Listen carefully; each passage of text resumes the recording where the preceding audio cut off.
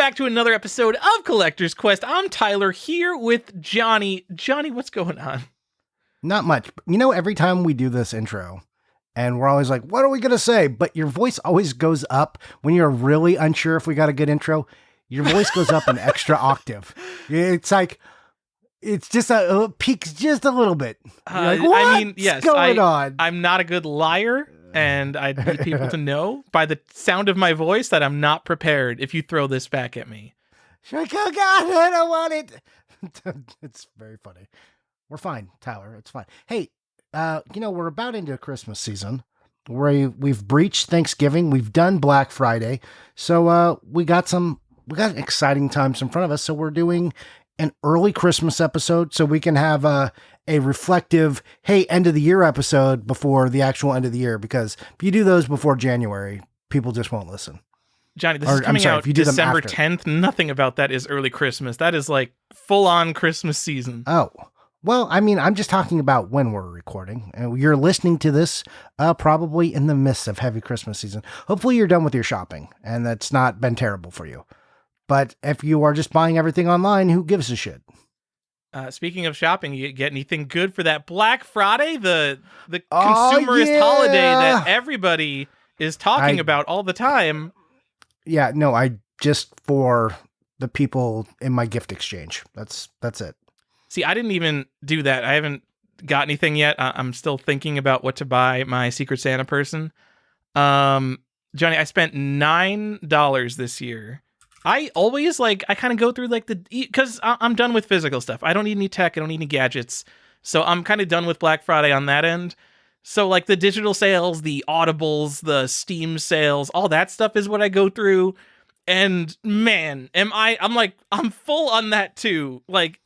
Decades of Steam sales at this point. I have a fucking enough games in my Steam library, and Audible just had that nuts sale that we talked about. I could literally cancel Audible for the next 5 years and I'm good. But I still spent $9 on GOG.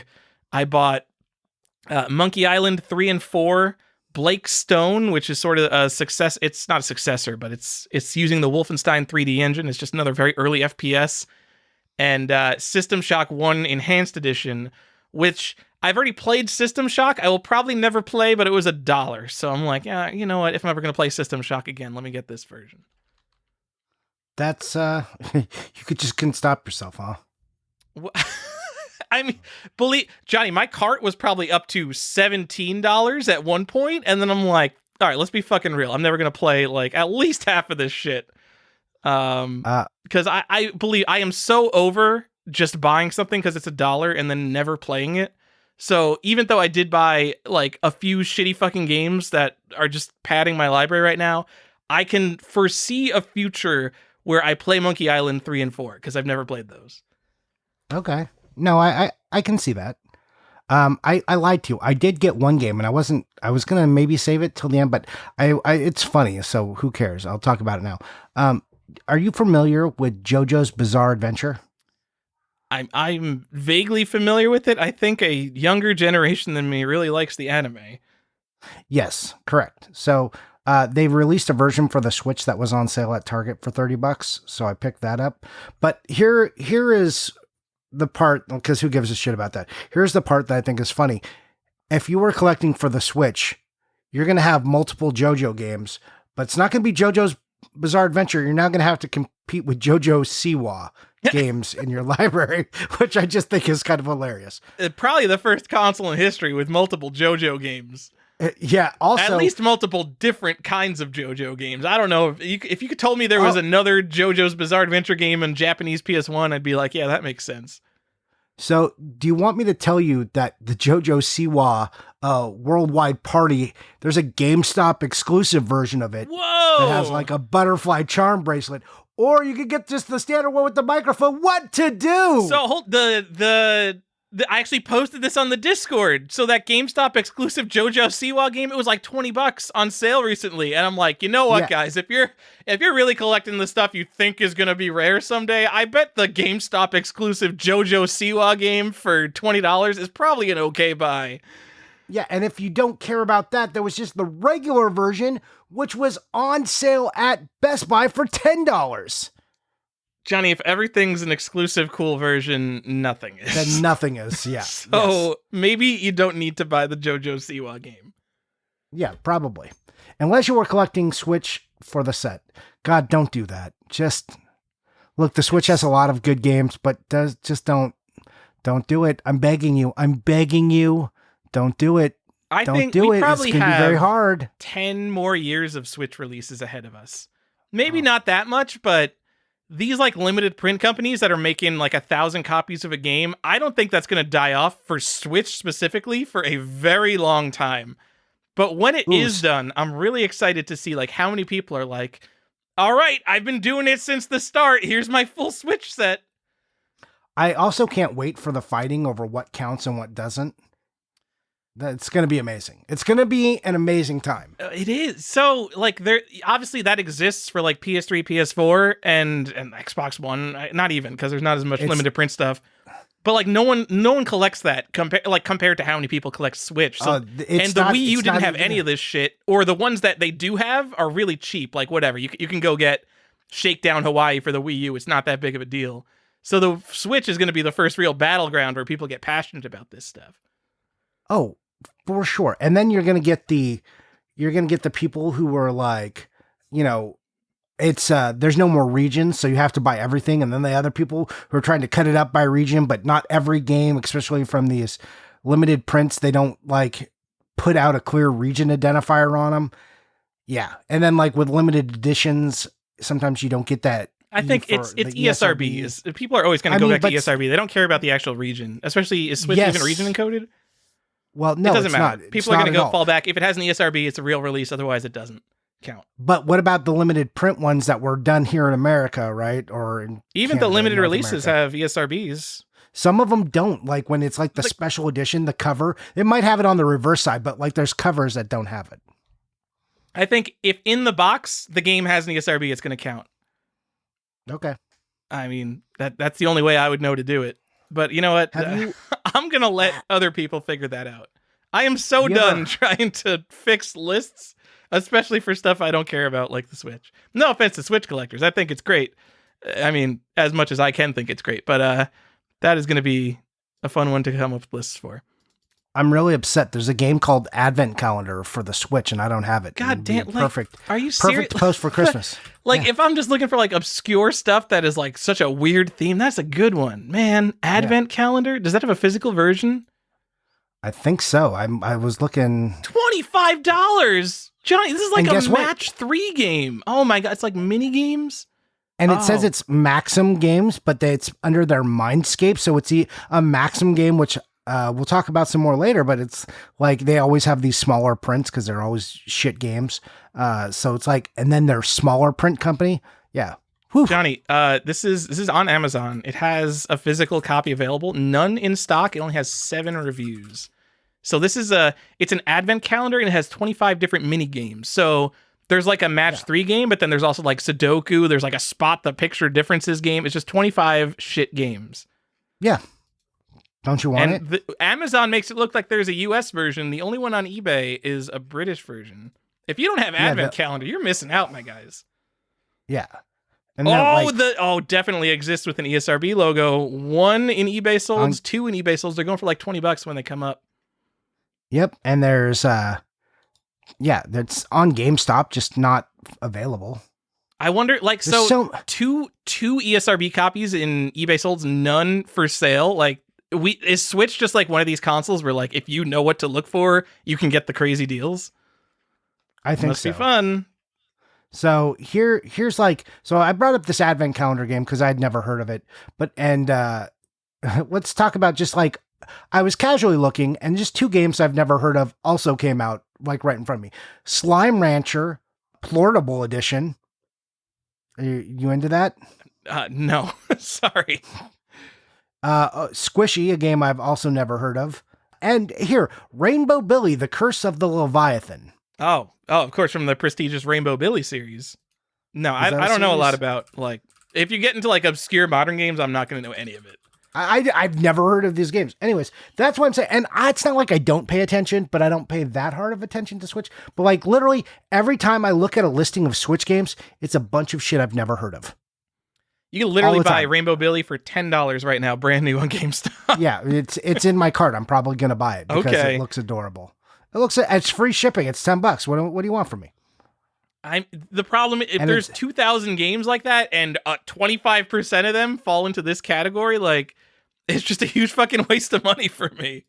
No, Tyler, you have to. I know. There is like the compulsion of like, but you could start collecting this and just get all this cheap garbage, Tyler. And some of it's interesting. I would love to hunt games like Advent Calendar on Switch. It's an interesting theme and it seems rare. That's like and it's like $20. It's like I know, perfect. how fun.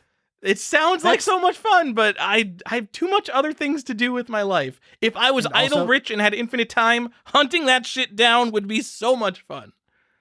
But also, don't do it, guys. Don't do it. It's a trap. It's going on forever. There's thousands of them. Who will know?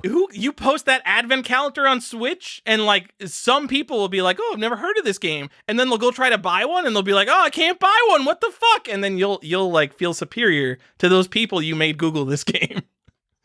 Will there be a second Advent Calendar game?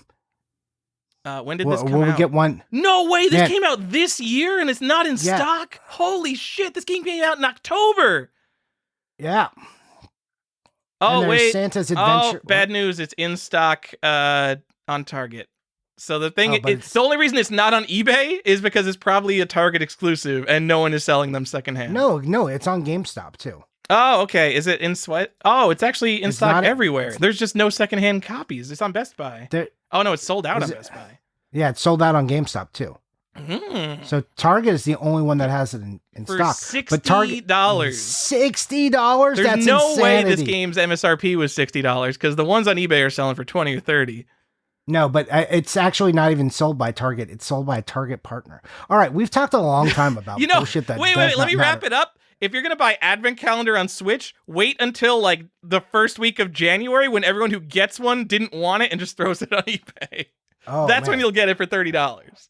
Oh, please. I'm hoping. And while you're at it, go get Puppies and Kittens. I'm sorry, My Universe Puppies and Kittens. Okay. I mean, why not? Hey, there's so many things you could buy. You want any other suggestions? I absolutely don't.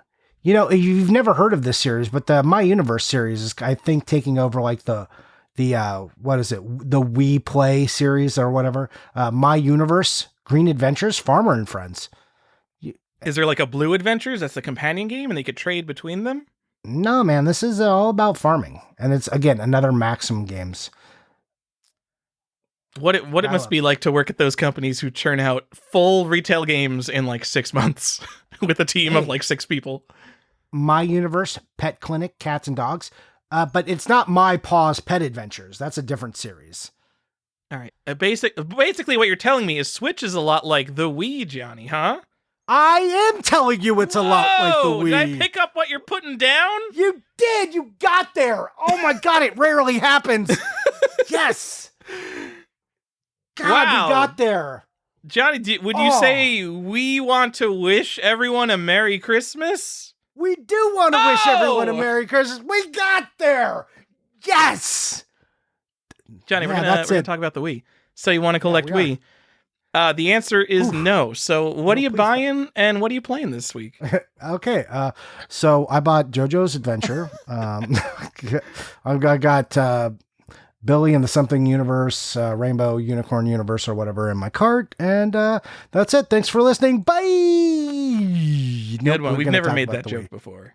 Yeah, I know. Johnny, when I think of the Nintendo Wii, I think of it I hold it in like barely higher esteem than Nintendo 64. I think of it as this console that I think it has more games. I mean, obviously it has more games than Nintendo 64. More games that people care about. Let's say like there's this top like chunk of 50 or so. And then like it kind of drops off into shovelware bedlam that no one cares about. But different from Nintendo 64, they're not all sports and racing games. So because there's so much quantity of garbage, I think it's a lot better than Nintendo 64. Yeah, so I'm unsure. The problem with the Wii right now is it doesn't have the nostalgia base. Even though this thing came out in 2006, guys, it's almost 20 years old. This thing's like an 18-year-old. It can smoke. The Wii can like almost smoke. It's crazy how old this thing actually is. I mean, yeah, I mean, we're going through GameCube right now. It's up next apparently. I never thought, I never used to think that this thing was real, where like everything that's like 20 years old magically becomes the most collectible thing ever. Because I think of so many newish systems as garbage, but we're gonna see if it happens with Wii, a console that is so balls common, especially for the popular stuff. Like, I cannot imagine a world where something like a Super Mario Galaxy ever approaches like that month that Super Mario Sunshine was like $100. Like, it cannot happen. There are too many copies of Wii games. I think you're right, but also I'm interested to see. Also, collecting was taking a weird shift shortly after the Wii, because remember the Wii U collecting cycle, because it was such a small library, everyone was like, collect it, get all of it right now, set collect, boom, done. You're like, oh, that's weird. And then people are hardcore at the Switch, like we were just talking about. And then that leaves the Wii in this weird transition period where we were going from games taking, the system's taking about 20 years and then having its nostalgia rebirth. And now we're going to see what happens with the Wii. I don't know. Well, do we follow the old trend? Did it already hit? Because there was a peak in Wii collecting in around 2016, 2017. There was like a little peak where about 15 of us competed for it. And then, we cost each other money. We published lists. It was insane. And, thanks, Aaron, Nintendo Twizzler, and just, making prices skyrocket because he takes great photos. And, yeah. So the Wii had like a little mini boom. Is it going to get its second real boom? Johnny, I'm going to just call it Nintendo Wii will always be Nintendo's least popular console to set collect. I don't even know if I could put that against like DS. Like, I think more people will try to collect the DS set, as ridiculous as it is, over the Wii, just because the Wii library it's not just because it's bad, it's because having over 1,000 games makes any library like impossibly intimidating. The concept of owning 1,000 games for one console, when like most of it you don't want, is just too much for obviously most people, including myself.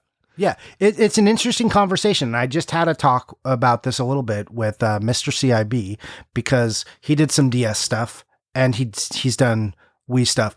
And the numbers show that people are more interested in the DS, even though the DS is a bigger library, also full of junk, but it is more beloved than the Wii. And I mean, more beloved by set collectors and like collectors than the Wii, because I think the Wii in general has a lot of good vibes to the casual people. I think the GameCube craze we're seeing right now would be a lot more tempered. One, obviously, if the GameCube sold better. Like, the Wii, obviously, one of Nintendo's most successful platforms ever. It's Nintendo's most successful oh, no, Switch outsold it. Never mind. Switch outsold it. Previously. If the GameCube had 1,500 games, I don't think we'd see the craziness in the GameCube market, just because more people would give up before they start, which I think happens with Wii a lot. Yeah, I think so.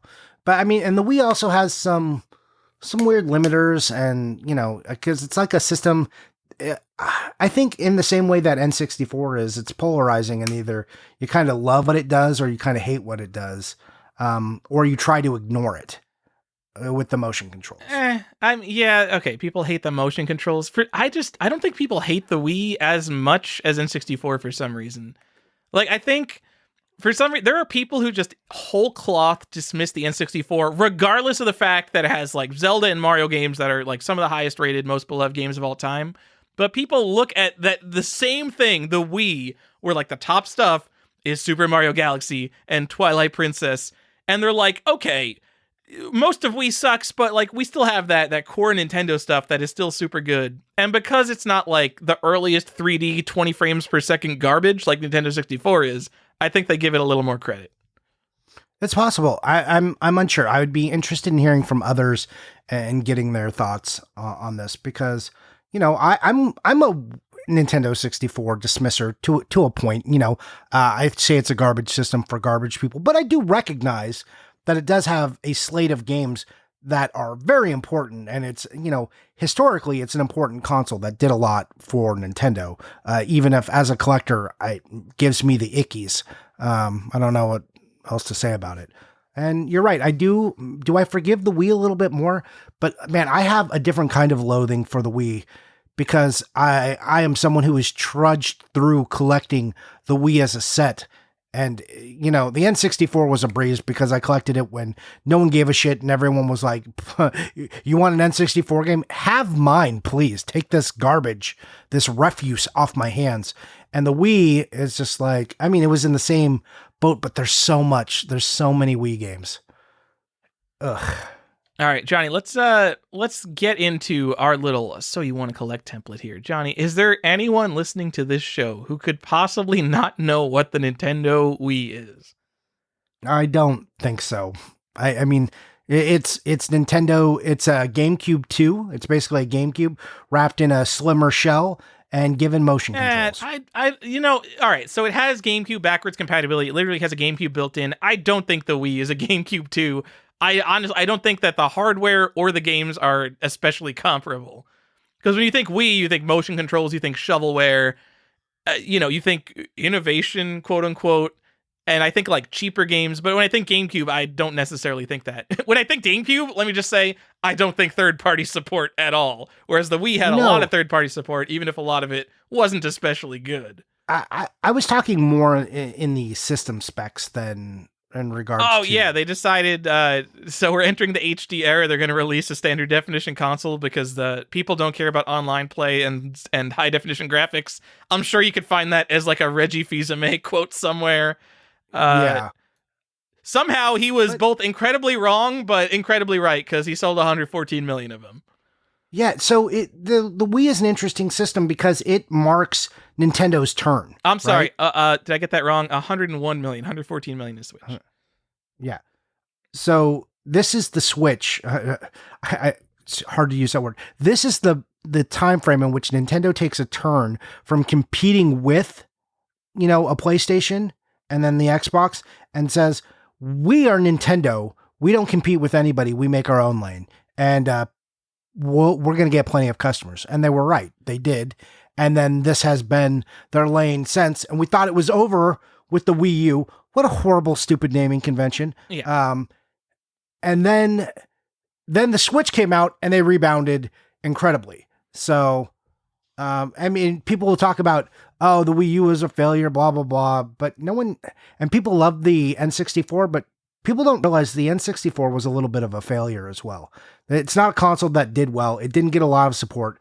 They only had 300 games, like coming out after the Super Nintendo, and this is your 3D. Like they got smashed by PlayStation, just wrecked. I mean, it was PlayStation, but yeah, I know, but people talk about it like it wasn't a failure, like especially in competition. And this competition, then now we get to the point where Nintendo starts blazing its own trail. I mean, Nintendo's always blazed their own trail because you think of like the Game Boy, the fucking Game Boy Advance came out without a backlit screen because that's how confident Nintendo was in like, people don't give a shit about technology. They just want Nintendo games. Fucking Atari Lynx, fucking Turbo Express had backlit screens like 10 years before the GBA came out and they still released it and they're just like, we're Nintendo. We don't give a fuck about what other people are doing. I mean, I think they also knew that they just looked at battery life and said, we're giving this to kids. Exactly. And this backlit screen, like, this is not for 30-year-olds. This is for 14 and 13 and 10-year-olds. They're not going to give a shit. I mean, they were wrong, but I still think a lot of what Nintendo has done over the years has been specifically not to compete with anyone else. I think the GameCube had like good hardware, minus the fact they decided not to use DVDs because they're really stupid because they make stupid decisions all the time. But GameCube was maybe the most they'd ever competed on like a hardware. We are going to get like third-party AAA games on our hardware running. I mean, I don't know. I think like their least successful console up to that point. I don't know. The N64 was a direct competition with the PlayStation, and they had middle fingers up at PlayStation. No, because Nintendo said, fuck you, we're still going to use cartridges, even when it was obviously the wrong... Not obviously, but I mean, everyone looks at it and says it's the wrong decision because you got so much more amazing games on the PlayStation because of the capacity of just the media. Yeah, we could get into the whole... Nintendo 64 had a 3-prong controller. I know. For no one has that anatomy. All right, yes. Anyway... Every Nintendo console was progressively less popular up to the GameCube until the Wii came out and was the most popular thing since Jesus. Yeah. Or really It the sat PlayStation there, 2. But what are we going to do? Like when the PlayStation 2 looked like it could not be competed with in terms of sales, the Wii came out of nowhere and started competing. Like it just wasn't supposed to sell this much. It just was never supposed to get numbers over. It was never supposed to break 100 million. That's crazy talk. I mean, I don't know, but sure. I mean, they had the Wii and the DS going on at the same time, so it was like the best age in terms of Nintendo making money ever. Yeah. So, but think about how many Nintendos that people bought and have owned. How many million sold? Less than the Wii, Super Nintendo, N64. All of these things sold worse than the Wii. It seems like the first time they breached the non-gamer market. I say that, but then like Switch and PS4 and PS2, well, PS2 people bought as a DVD player, so that you kind of almost can't count that because that technology was really, really important at the time. Yes. Like has Nintendo Switch really breached the non-gamer units. market? I don't think so. Compared I to don't just think so. the gamer market has expanded since 2006, is why Switch outsold the Wii.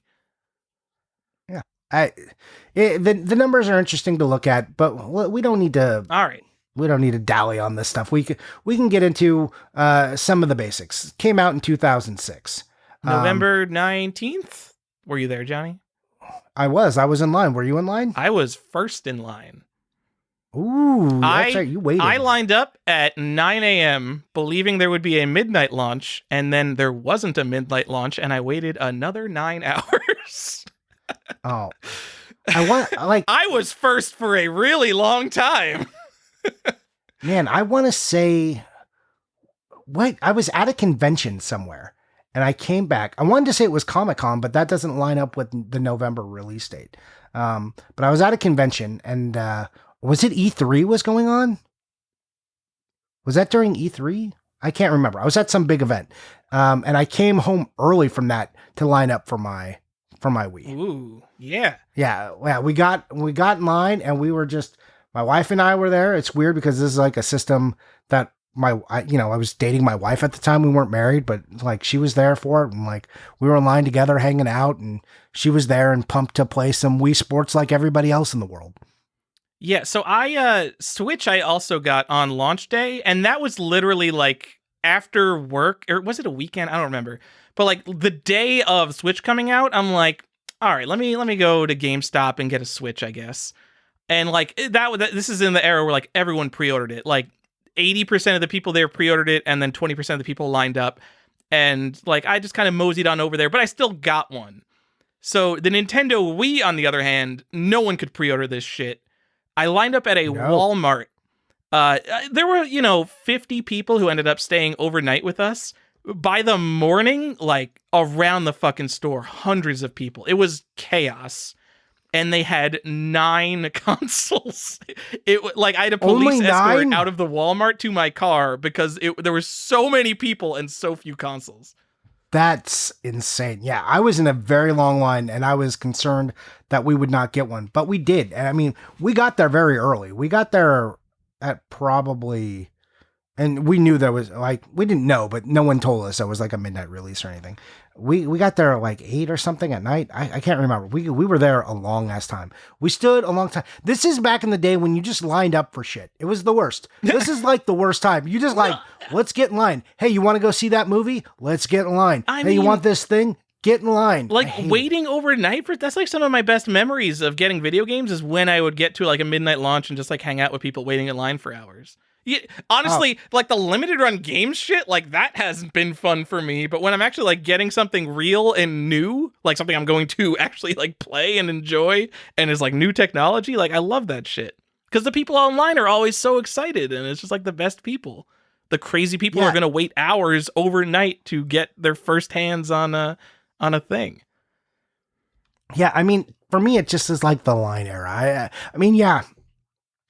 There's some of what you're talking about, that like that camaraderie of the line, but a lot of it's just like I'm waiting, I have to pee, my feet hurt, It's just like, Jesus, there has to be a better way. And Um, thankfully we found one. I mean, It's like, people may have illegally peed behind a dumpster in the Walmart thing because this Walmart closed. It wasn't a 24-hour Walmart, so we might not have had any bathrooms. People who had to do number 2, I don't know what they ended up doing. that's, Probably behind that same dumpster. Maybe it's still there, Johnny. I mean, this is the point where like you had people sitting in line with you and they like put their chairs down and then leave and then you'd come back and like, people were side-eyeing everybody who was like walking in and out of line.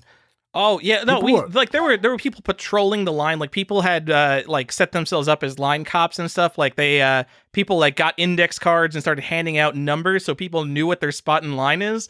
The very funny part is all the people who ended up doing that kind of work did not get a console because there were only 9 of them, and like people in the 20s were doing that shit. Yeah, It's such a good memory. Anyway, if you weren't there for the launch of the Wii was similar to the PS5 was now, except without like pandemic shortages. Like you could not get a Wii for like a year. It was really hard to get a Wii because it was so popular. Yeah, that was wild, man. That it was just like that was that hard to get. Yeah, like they had shortages for an entire year, and then 2007 Christmas rolled around, and they still couldn't meet demand. I think it was only like 2008 that you could like really easily just like walk in somewhere and get a Wii. What a wild time! What a wild time! Let's get into more facts. So what else did we do with the dumb Wii? What are some other facts? Hey, here's a fun one. It was Nintendo's first backwards compatible console, and I hear all of you out there talking Color, about Johnny, your Game Boys. Game Boy Color. Yeah, but it's the console, not a portable. It's a by portable console, I mean Handheld console. dedicated. I mean dedicated specifically to a television. Nintendo hadn't done this before. So here's a fun fact: they based the entire console on bad IR motion control technology that was laggy and imprecise. But it became like one of their most successful things ever. It's so bad that they had to release a Plus version, and the Plus version was still bad. What's the Wii Motion Plus? Yeah, the Wii Motion Plus. I mean, the Wii Motion Plus was pretty good. Like, I remember liking Wii Motion Plus. I'm like, why isn't this technology built into the controller? Like, this is so much better. What the fuck? And like, the only game I played that used it is like Wii Sports Resort, and obviously Skyward Sword. But I don't like Skyward Sword, so fucking whatever to that. But like the point, so I mean, everyone's played a Wii, but you point at the screen, and where you're pointing is not where the cursor is. It's relative. Where you point is relative to the sensor bar. So yes, you move up and your cursor moves up, but it's not actually pointing where you are on the screen, and that drives me fucking nuts because there are so many light gun games, and like they put out all these, they made all these like plastic gun accessories. But you can't play it like a light gun game because you can't actually aim the gun. It's all relative aiming, and it's super laggy. It's just the fucking worst, in my opinion. Hey, don't talk bad about the greatest Nintendo. No, you're right. It was bad. Super bad. Anyways. Yet somehow the most beloved. Like, people think that... I mean, I don't know. I don't know if I can generalize this, but people complain about the concept of motion controls. I don't hate the concept of motion controls. What's the PlayStation ripoff one that uses the eye? PlayStation Move. PlayStation Move was fucking awesome. Like, I love PlayStation Move games. Wii games did not have that kind of fidelity, and that's the only reason I think that a lot of them were really bad.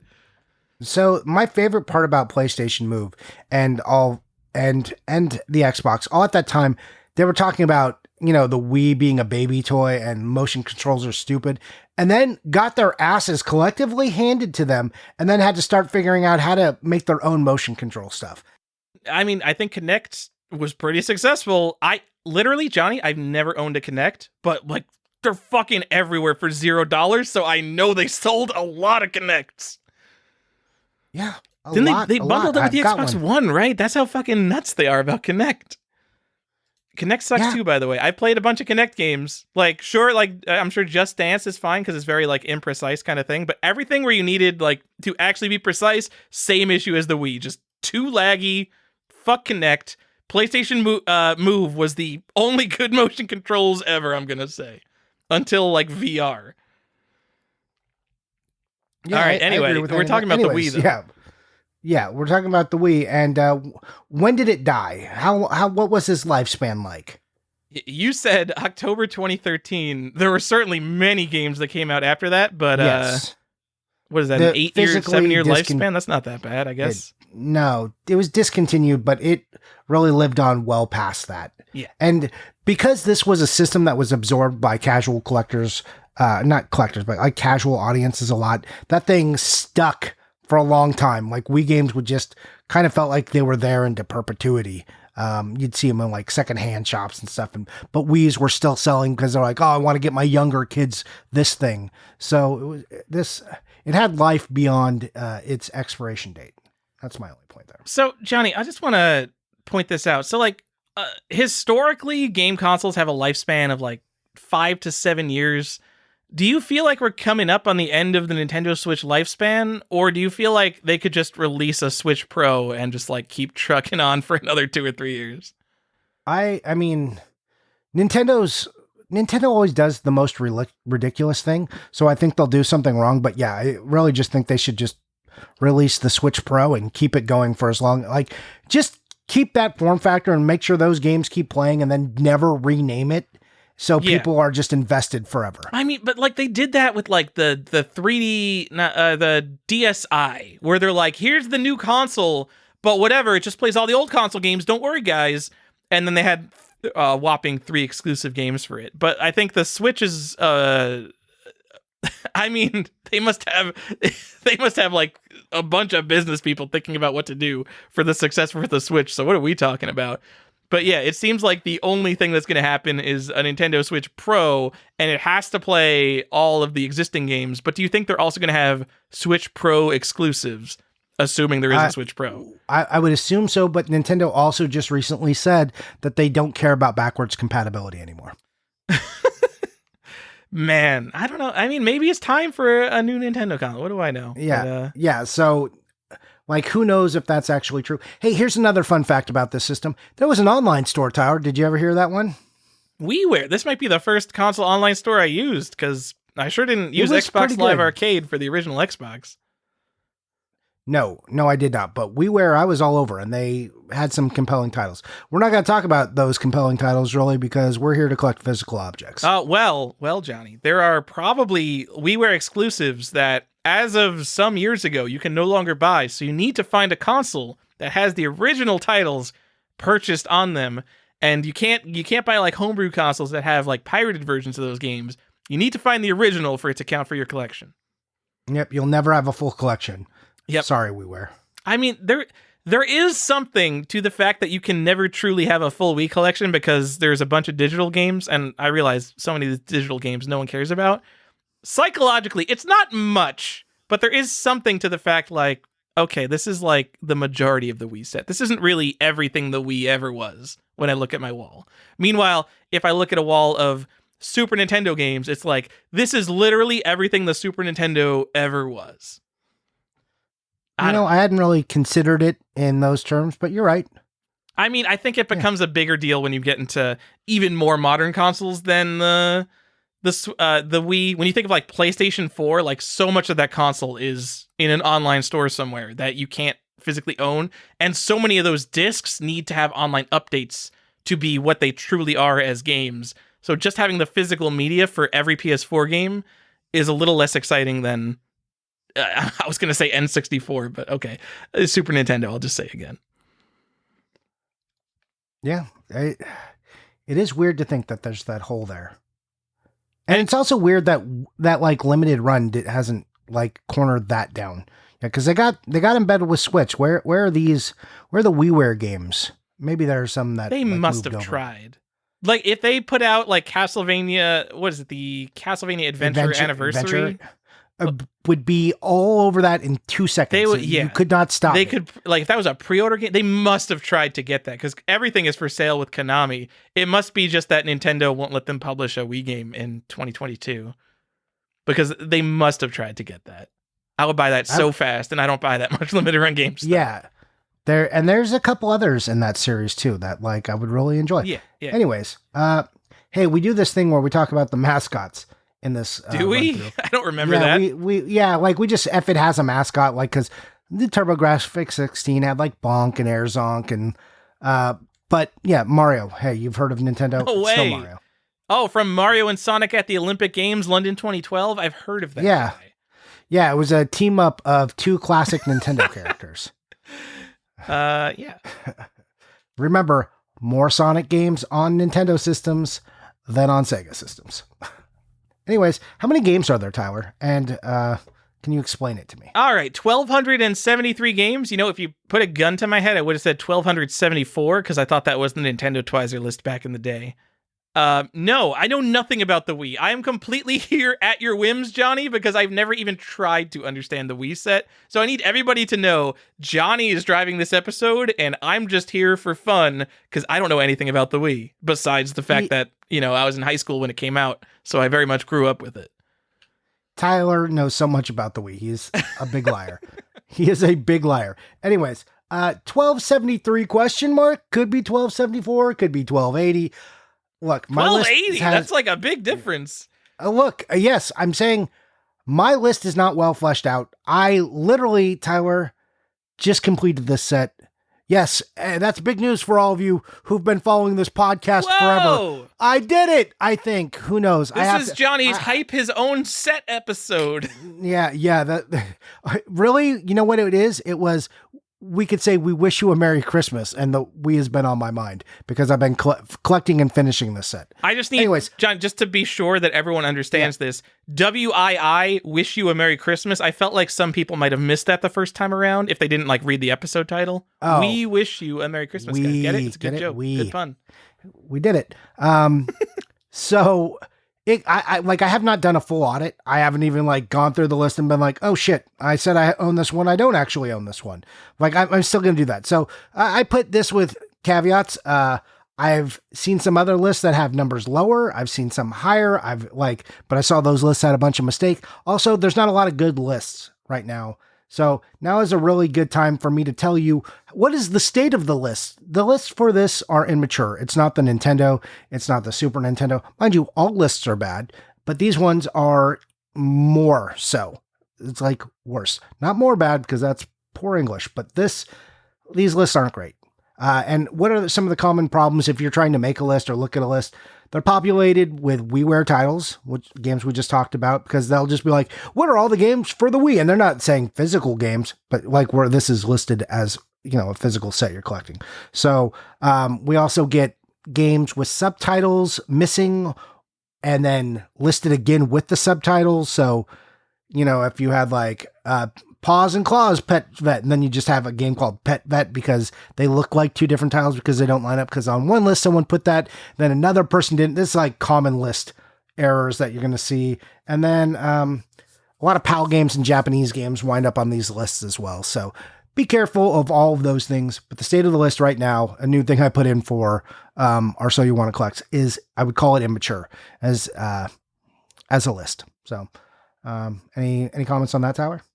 I bet, is Metroid Prime Trilogy one that shows up twice because they made the collector's edition then re-released it? It is. Yeah, I got one. Lists are fucked up. Yeah, so it'll be like Metroid Prime Trilogy, collector's edition, and then they'll think the first one, they think the regular case one and that came out at the same time. I'll get into how that's not true later. Okay. But that's a reprint. Anyways, price of the full set. And should you collect this loose or complete, Tyler? You can't. There's one loose game that matters. It's that Twilight Princess kiosk disc I learned about 5 minutes ago. Obviously, any disc-based console, we're going to recommend complete.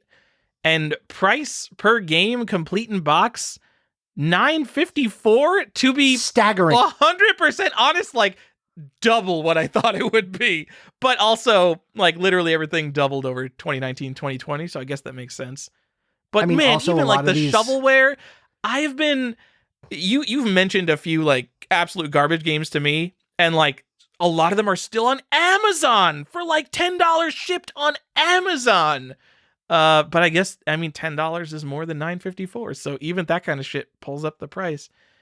And that would And make a lot of. Oh, go ahead. that would make your complete set value, complete in box, $16,460. Obviously, it's going to be different depending on how much you spend on the super rare stuff. That's a lot of money. Yeah, that's a lot of money. All right, let me put it in perspective. So I think Wii is one of those consoles where you could argue, even if you argue like the top 100 games matter, and those are going to be like the games that are average $20 to $30 each. For $2,500, you could really get every Wii game that matters, and then for another $15,000, you could buy all the games that don't matter. There's a pretty big, I mean, honestly, I think $2,500 for every Wii game that matters is even a gross overestimate. So, okay. So here's one thing I want to throw out. So I put this number in here to illustrate. Sorry, I didn't mean to set you up and make you look bad. Are you making me look bad? I'm going to make you look bad for a second because anybody who's doing basic math is looking at it, they're like, if it's about $10 a thing and there's 1,200 games, and how are we arriving at 16,000? Oh God, you screwed me up. What the fuck? I didn't. I'm sorry. That's why I'm apologizing. Either way, don't spend $10,000. Don't even spend $10,000 in every Wii game, guys. You could, I don't save up for a down payment on a house or something.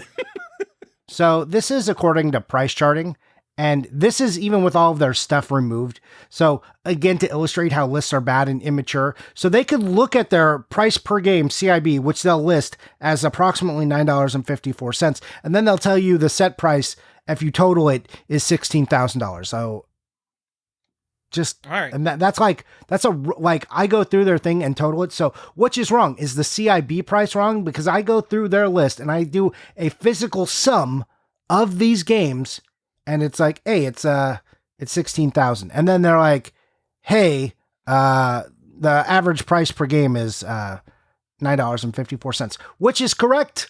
Yay!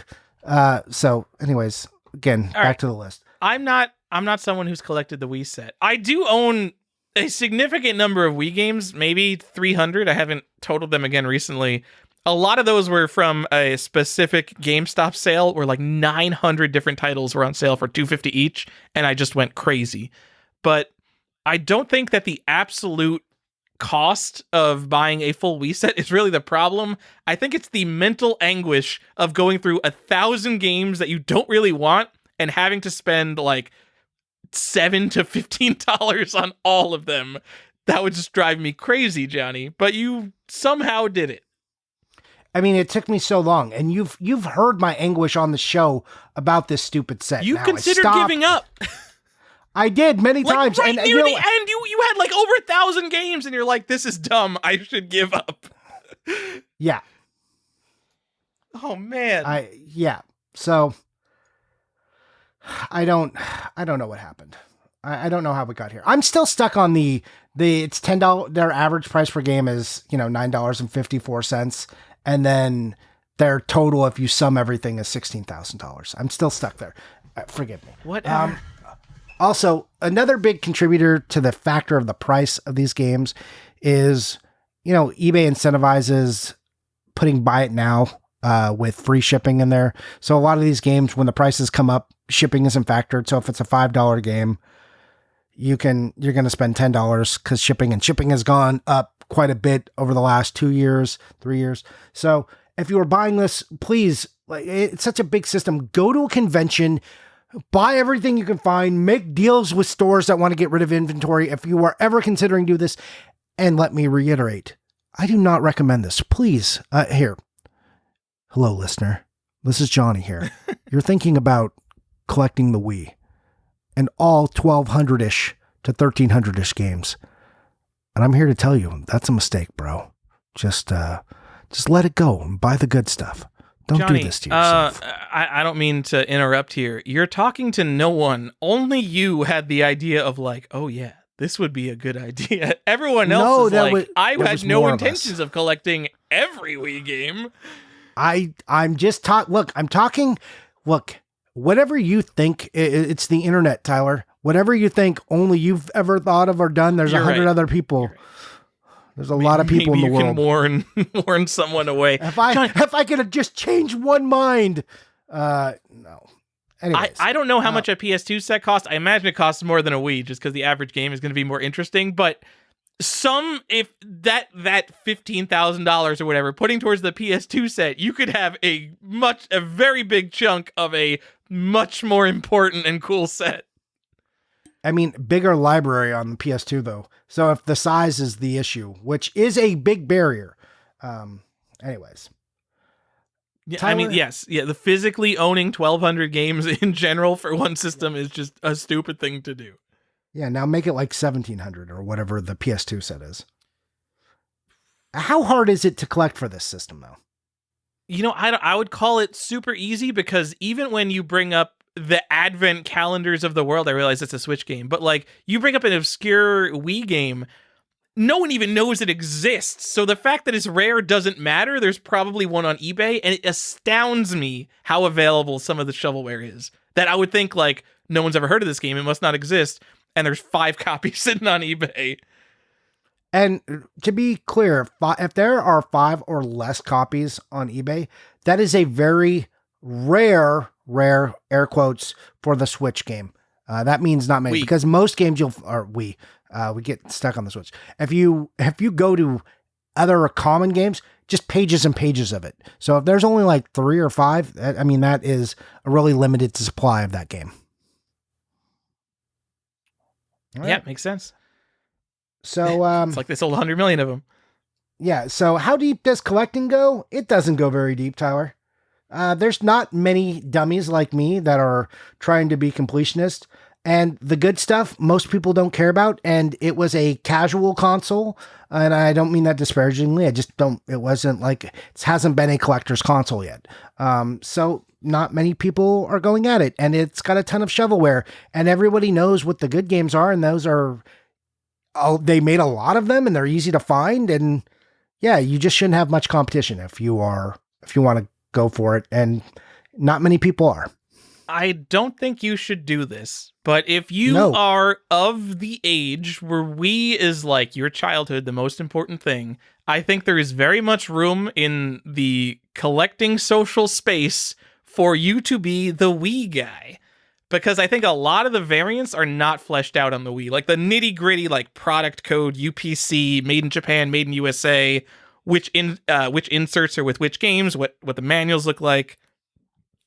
I think there's room in the market for someone to be the Wii guy, because only in the past 3 or so years have I ever seen anyone care about Wii variants, and it's only in the context of like sealed games, because people were trying to find out like, Super Smash Brothers Brawl, it's Smash Brothers, but it's on the Wii, so it sold 80 million copies, and I need to find the first print. And they want to find the sealed first print Super Smash Brothers Brawl, which, go on eBay, search for Super Smash Brothers Brawl sealed, and there's still like 1 billion copies available. So they've only started they've looked at like Twilight Princess and Smash and Mario Galaxy, which Mario Galaxy, despite being like one of the most popular games, I don't even know if there is a variant, like an outward variant on that one. But yeah, I've never seen any of that until the past 3 years in just the sealed community. So if you go into like Wii veterinarian game, whatever, fucking probably no one knows about that. So definitely an area of research you could go into. I honestly do not recommend it. Don't do that. No, but and no there's one has also done it, so you could. So the other problem with collecting for Wii is there's a lot of like big box and non-standard size packaging in these games that come with like a peripheral or some other stuff. So there's like a regular, just the case version. And then there's special edition, collector's edition, or just edition that came with the peripheral. And there's other, so those will just be a variant on top of it. So you could go after all of those. As somebody who's done some of this, hard pass. Don't do it. Don't be a dummy like me. Also, there's lots of variants besides that. Like Tyler's talking about the nitty gritty variants that haven't been fleshed out. There's all the dumb, like, this was the GameStop exclusive. This was the Walmart exclusive. This was the Target exclusive. This was the Best Buy exclusive. This came with a comic. This one came with a card. This one came with the mini guide. This one came with an art book, and it's all the same game. So like, if you wanted to be that guy, there is just a host of variants. And then there's like a few weird variants that like, there's not a lot of good information on. So if you've ever heard of this game, Mushroom Men, there is a weird cover variant that I only know of like one person who has it. It's legit, but where did it come from and why does it exist? No one knows. No one has gone hard at the system. So there's just a wasteland of obscure details that no one has unearthed, and I don't think anyone has the patience to unearth, especially because a lot of the games they would have to do this on are trash. Johnny, let me keep speaking to this mythical person who doesn't exist for one more second. Yeah. Even if you think that these variants are documented, these Best Buy exclusives, these GameStop exclusives, like you'll be like, oh, I'm a Wii collector. Of course I know all that stuff, and all my Wii collecting friends know about that stuff. Even if you think it's common collecting knowledge, documenting it in a really digestible, accessible way is so valuable to all the people who don't know anything about the Wii, to just have one page that's just like, here's fucking everything. Because like Nintendo Twizer was, I think, the first person who did a really good job on just a basic Wii list of, 1,273, 74 games he made. But that doesn't include any of the variants. And I don't think there's anyone who has tried to put together like a full Wii list of like, here's all the big box stuff, here's all the major variants, the exclusive. Like, no one has ever done that, which is nuts because you think it's the second most popular Nintendo console ever, and no one has done that. It's crazy to me. It just gets back to like me thinking about like, people do not take video game collecting seriously as a hobby. Like, there's people who got into it for money, but like, no one takes this seriously compared to almost any other collecting hobby. Like, people get really serious when they're documenting all their sports cards and stamps and comic books, but like, people are not serious about games. They don't take the full console library seriously in terms of really understanding everything there is available to buy. And I'll just give an example, because this deserves a shout out. CGC Video Games, spin-off of CGC Comics, they just put out a variant guide for basically all the major US consoles. Not everything, but I'm pretty sure there's a ColecoVision section, so you can say it's almost everything. And it's just like 2 to 4 pages on every console, and it goes over all the interesting things to look for on that console. So obviously it has its section of like, here are the key games and here are the rare games, and those are all fine. It's not like anything groundbreaking. They're not going to like tell you some rare game you didn't know about. For like PS2, if there is a PS2 section, like Rule of Rose would be on there. It's not going to tell you like the secretly super rare games. But it goes over like, here's how you spot like variations in the ESRB logo. Here's player's choice. The player's choice sucks. Now you know. Here's like what a product code is on the back of the box. And it just does that for every console. It goes over like Rev A for NES. It goes over the circle seal equality to oval seal equality on NES. And you just look at this document and like half of it, I'm like, yeah, this is like basic game collector stuff that everyone I talk to knows about. But there's not a document that just goes over all this for someone who doesn't know. It's crazy that this document hasn't existed until fucking today. This came out like a week ago. So go to like cgcvideogames.com. I'm they better have it. Like it's cgcvideogames.com/reference-guide. But there must be a link to it. Yeah, there's a link to it on their website. It's great. If we talk about fucking like seal of qualities and product codes and not for resale stuff, it's probably in this guide what we're talking about. It's really good. It's not everything. There's obviously room to document more, but I think the CGC Video Games video game collecting guide, very useful stuff. So you want to know what's not in that guide? It was that stuff I was telling you about, the non-standard packaging. And I was once upon a time making a list like this, Tyler. I was documenting this until I gave up and lost hope. I want you to know I made it 134 games in, or I'm sorry, 147 games in that are games with non-standard packaging for the Wii and usually have a regular case included or was sold separately. It's awful. And I can think of, since I restarted, I can think of 30 that aren't on this list. So 30? if the Wii is, yeah, I can think of 30 more right now off the top of my head that aren't on this list. So, I mean, put it maybe, wait, it's 200 with non-standard packaging out of 1,200, 1,300 games. It's a lot. It's a lot. So are a lot of them like Wiimote bundles? Yeah. So I'll give some examples so people know what I'm talking about. Active Life Explorer and all those games, they came with a dance pad. Animal Crossing came with Wii Speak. Avatar Big Box came with an action figure. Babysitting Mama, hey, that came with that dumb doll. Band Don't Hero shake the came baby. with Yeah, drums. Band Hero came with drums, mic, guitar, like all the Guitar Hero games.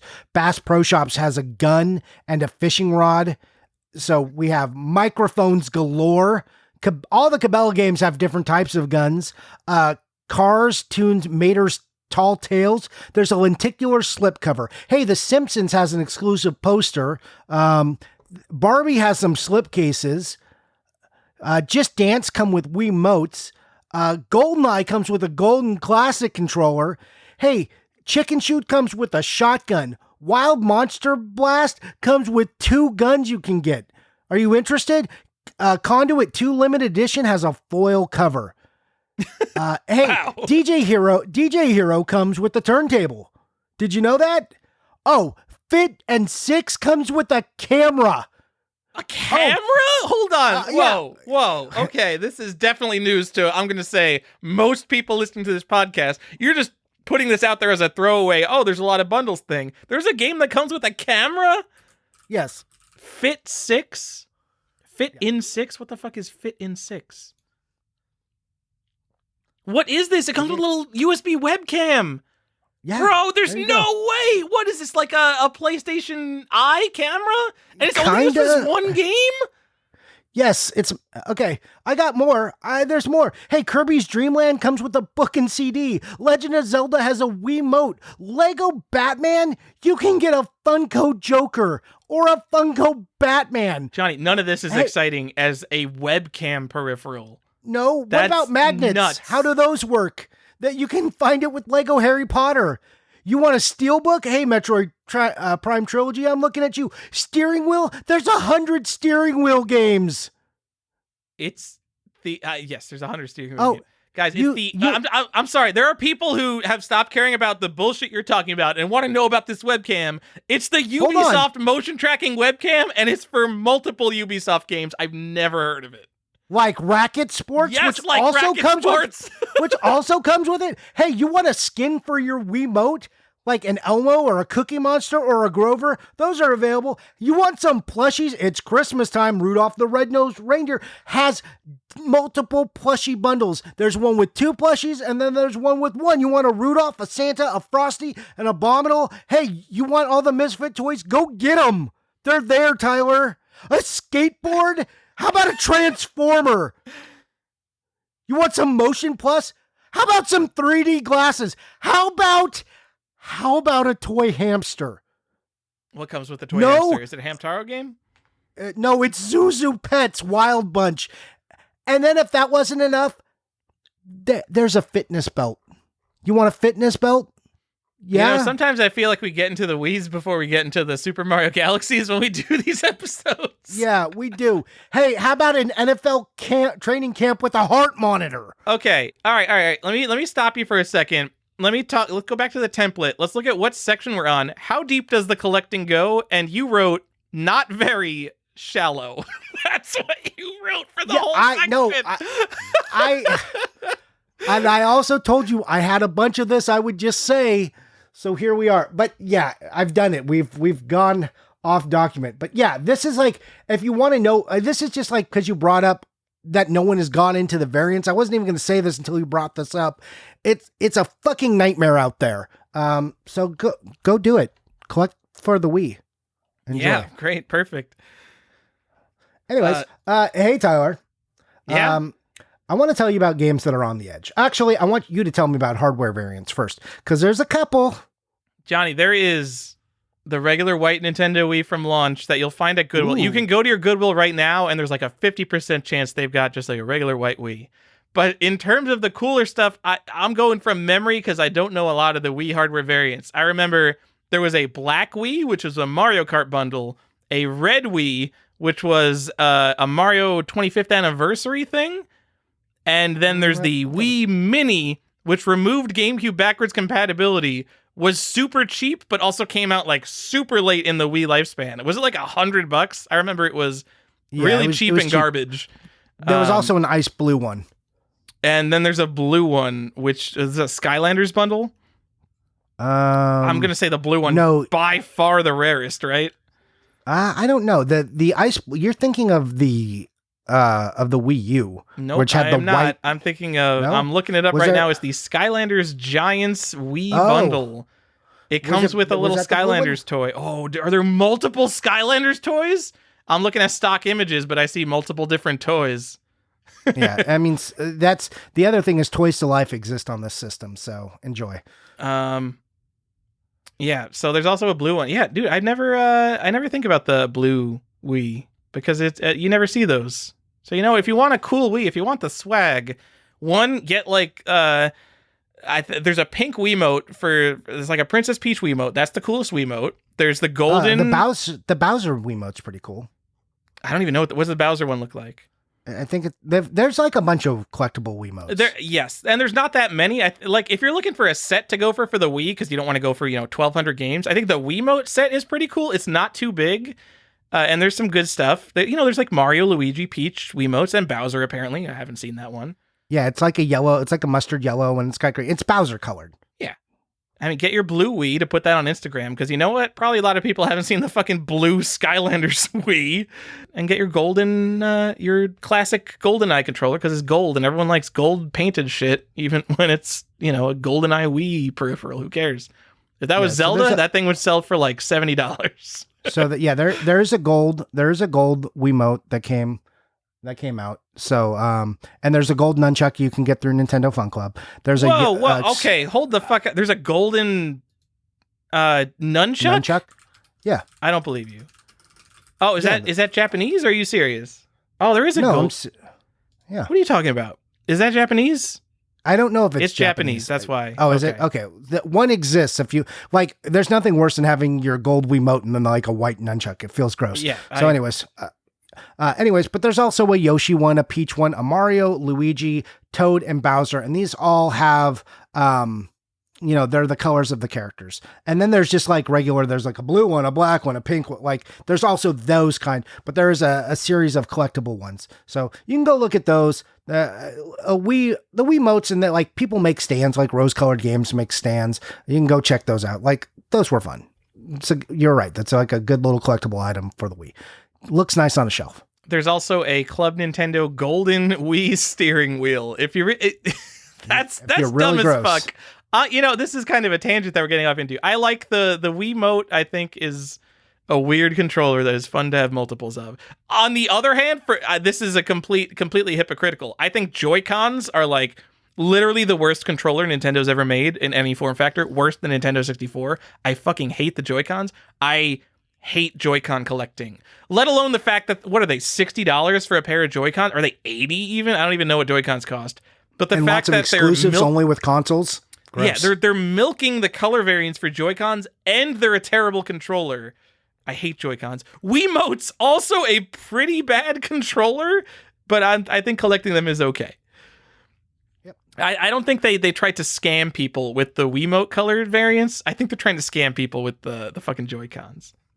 Also, Wii Nunchuck, I think, is like unusually good controller. It's so neat to have a left hand that does nothing but have the joystick. I think it's so good. It is pretty good because you can just like relax that hand and forget about it. It's so good. Yeah, it's pretty good. It's very reminiscent of the one-handed controller that they tried to put out on the PlayStation. Yeah. I played through Sweet Home with a one-handed Famicom controller, and I'll say like good experience, but also the fact that it was so grindy and boring that I needed a one-handed controller so I could just chill out and play. A little bit stupid, but yeah, one-handed controllers I'm down with. Also, one-handed gaming, in nowadays terms, is gross. It means something else. There's a lot of one-handed Asian gaming. I bet there's a one-handed mode in Waifu Uncovered. Am I right? Yeah, you know it. That's like specifically the games I was thinking about. They advertise that it's one-handed gaming. Oh man, yuck. Anyways, guys, the internet. All right. Yeah, it's a great place. Anyways, I'm going to tell you about just two real quick things that are on the edge, and Tyler talked about one of them, and that's the Twilight Princess NFR disc.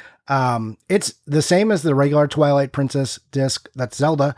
If you weren't familiar, it's white and gold, except it says not for resale on it. And that was because it was in like kiosks at Walmart and GameStop and all the other places where you'd see a demo unit for the Wii. So that's where those came from. And then this one, okay, take with a large grain of salt, because This is really on the edge. I don't know if people count it or don't count it.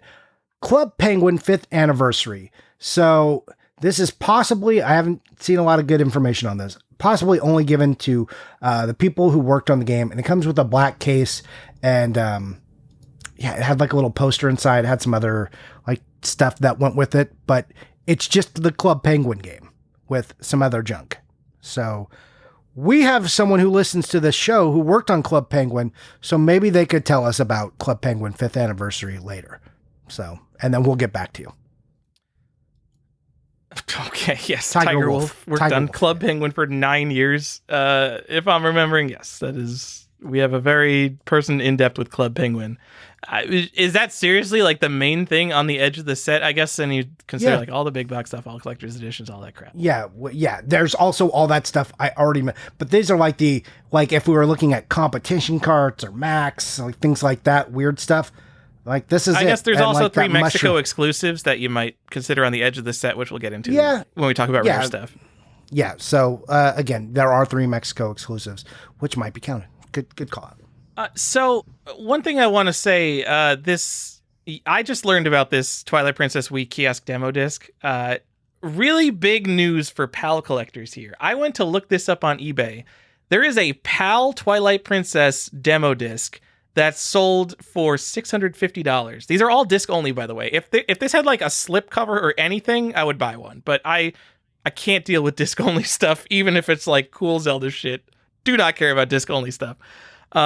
Sold for $650 for the PAL one, and there are multiple copies of the NTSC one on eBay. There's like a $375 buy it now NTSC one that no one has bought.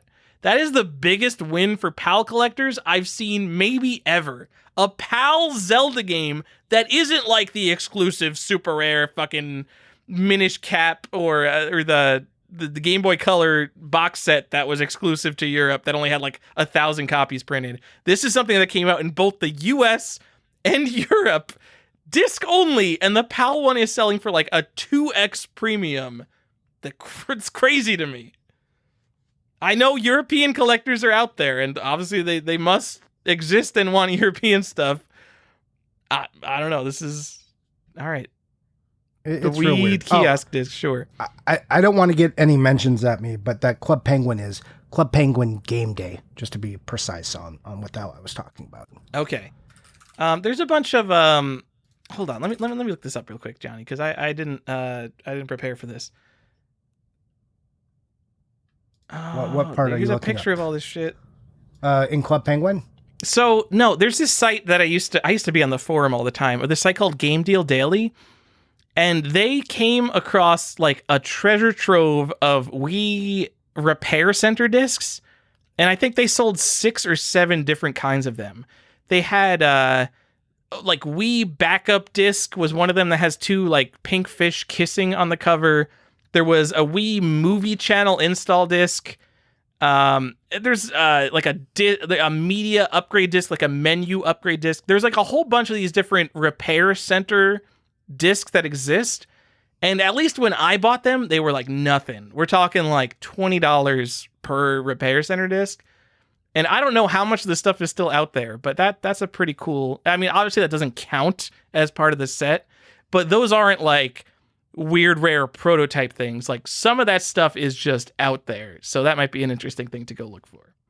Oh, another on the edge, kind of in that same vein. There's a Netflix disc, because once upon a time you could put a Netflix disc in your Wii and watch Netflix. I have seen memes about I don't know if it's the Wii or the PS3 Netflix disc, but I've seen memes about it from like Gen Z. So I think there is some meme value to a Wii Netflix disc as well. Yeah. Okay. Go. All right. Let's continue with this episode before we go off into nowhere. All right. Now we're getting into the good stuff. Hey, what were the launch games of this thing? Oh man, are you gonna make me say them all? Yeah, you can. All right, let's start by saying them all. It's got a big launch window. Johnny, Avatar: The Last Airbender, Barnyard, Call of Duty 3, Cars, Dragon Ball Z, Budokai Tenkaichi 2, I don't know what that word is, Excite Truck, GT Pro Series, Happy Feet, Madden 07, Marvel Ultimate Alliance, Monster 4x4 World Circuit, Need for Speed Carbon, Rampage, Total Destruction, Rayman Raving Rabbids, Red Steel, SpongeBob, Creature from the Krusty Krab, Super Monkey Ball Banana Blitz, Grim Adventures of Billy and Mandy, Zelda, Twilight Princess, Tony Hawk's Downhill Jam, Twilight Center's Second Opinion, and the pack-in Wii Sports. And how do you feel about this lineup overall? All right. I mean, if you look at it overall, there's a lot of fucking stupid garbage in there, but... And this is launch day, not launch window, launch day. I mean, yeah, right? there's a bunch of stuff that came out later in the year, and yes. Because everyone got this for Christmas, so if it came out like November 29th instead of November 19th, kind of who cares? I don't care. We're just doing the launch day ones. I'm going to say pretty good. All right, so let's just cut it down. Zelda Twilight Princess. Literally everyone in the world bought that. I think who cares? Excite You Truck. could have nothing else. You could have nothing else, and that's a win. Yes. I mean, they're literally like Nintendo N64 launched with Pilot Wings and Super Mario 64, and it did not matter because it had Super Mario 64. And I think Twilight Princess is like pretty close to that, especially since people were really hungry for it after Wind Waker. I know Wind Waker was a good game, but people were really hungry for like, here's Ocarina of Time 3, essentially, if we're going to call Majora's Mask Ocarina of Time 2. But yeah, like Twilight Princess, it's basically Ocarina of Time. It's the same fucking game. What else? Like Excite Truck, I think was a super good game. I think that was a little bit overlooked because it was kind of simple, but like everything about that game was super fun. Red Steel was a first-person shooter that I think was overhyped and kind of disappointed everyone, but at least that existed for the people who wanted a Wii exclusive FPS. Super Monkey Ball was there to disappoint me because this is before I knew that every other Super Monkey Ball game that came out after Super Monkey Ball 2 was going to be disappointing. And then Trauma Center, Second Opinion. That was a unique Trauma Center game, I think. Right? That wasn't a DS port. And that game, all those games are good. Right, hold on. Let me make sure this isn't a DS port. Yes, Wii exclusive. So, all right. If I cut this down to Excite Truck, even Marvel Ultimate Alliance, I played that on Xbox, but whatever. Marvel Ultimate Alliance, that's a good game. Red Steel, Twilight Princess, Trauma Center, and Wii Sports, that's a pretty good lineup. And then you have all this other garbage to round it out, whatever. When you look at consoles like the PlayStation 2 and N64 and all that, I think a lot of them have worse lineups. So, I think they did a good job of appealing to a lot of people. Yeah, I mean, like, even like Rayman Raving Rabbids, there are people who like that game. I don't know why, but there's a lot of kid-focused stuff, I think, is maybe the quote-unquote problem here. But at the end of the day, you're going to get Twilight Princess and probably one other game when you buy the console, and you're going to got Wii Sports, like one of the Wii best Sports, pack-ins. That was a phenomenon for like 2 years, 3 years, 4 years, 5 years. People could not get enough Wii Sports. Yeah. So all these news articles about like, oh, all the people in the retirement home are playing Wii tennis and they're getting in shape and having fun. They're good and healthy. And the Wiimotes are destroying your television as this couple throws their Wiimote into their expensive TV screen and shatter it. I mean, like YouTube was like getting really popular at this time. Like that was a real big thing. Or, you know, YouTube had like just come into existence because this was 2006. Yeah. Johnny, I probably around 2014, I installed a pinball machine into a children's hospital. 2014, and they had a pinball machine and a Nintendo Wii with like Wii Sports and like 2 other games. And that's it. That's all they wanted was, I mean, obviously like they had budget concerns and stuff, but like people were happy playing just fucking Wii Sports. It's what I told you about, like the system living on, people picking it up for their kids. So it died in 2013, but definitely continued on well past. Yes. Also, until this was before Minecraft, so like Wii Sports was the most common game on Earth, and in terms of physical copies, is Wii Sports the most common game on Earth? It might be, unless you can come up with another example. Because I know like Fortnite doesn't count, Roblox doesn't count, Minecraft doesn't count because everyone bought those digitally. The Sims? Tetris doesn't count because all those numbers are from digital numbers. Yeah, Sims is going to be digital, like Super Mario. Some form of Super Mario. No way, Wii Sports definitely beats every Super Mario game. Yeah. Because they sold 111 million Wii or 105 million Wiis, and every single one of them had Wii Sports. Yeah, and then there was multiple versions of Wii Sports that came out too. So yeah, it's going to be the most common thing ever. All right. Pretty cool, and it's a good game, and everyone likes it, so Yeah. so it's good. We have nothing bad to say. Like, look, I think there's a lot of boomer memes about Wii Sports, but look, people love playing Wii Sports, and all those kids are making boomer memes. They love that shit.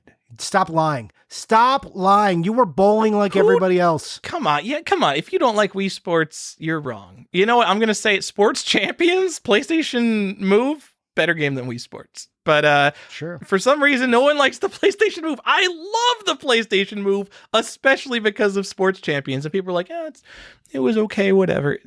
Different audience. A fucking phenomenon, Johnny. I love the PlayStation Move. It was just a different audience. That's not how it was marketed. Yeah, it's just the audience thing. Yeah, PlayStation was for the hardcore gamers. Yeah.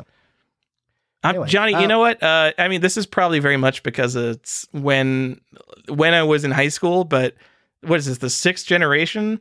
This was by far my favorite console war. Because I didn't really live through Genesis versus SNES. Like, I had a Genesis, my friends had SNES, kind of whatever, but watching like the 3 major companies go at it this generation was just the best for me. Oh man, and they were bloodthirsty. Like, people in forums, there's a reason comment channels got pulled off of major gaming sites. I mean, it got ugly. It was because there was so much like Wii is kiddie bullshit and PlayStation and Xbox are hardcore, and people like, because online gaming on consoles was just becoming a big thing, and people were like, oh, the Xbox Live costs money, PlayStation's free, and Wii has nothing.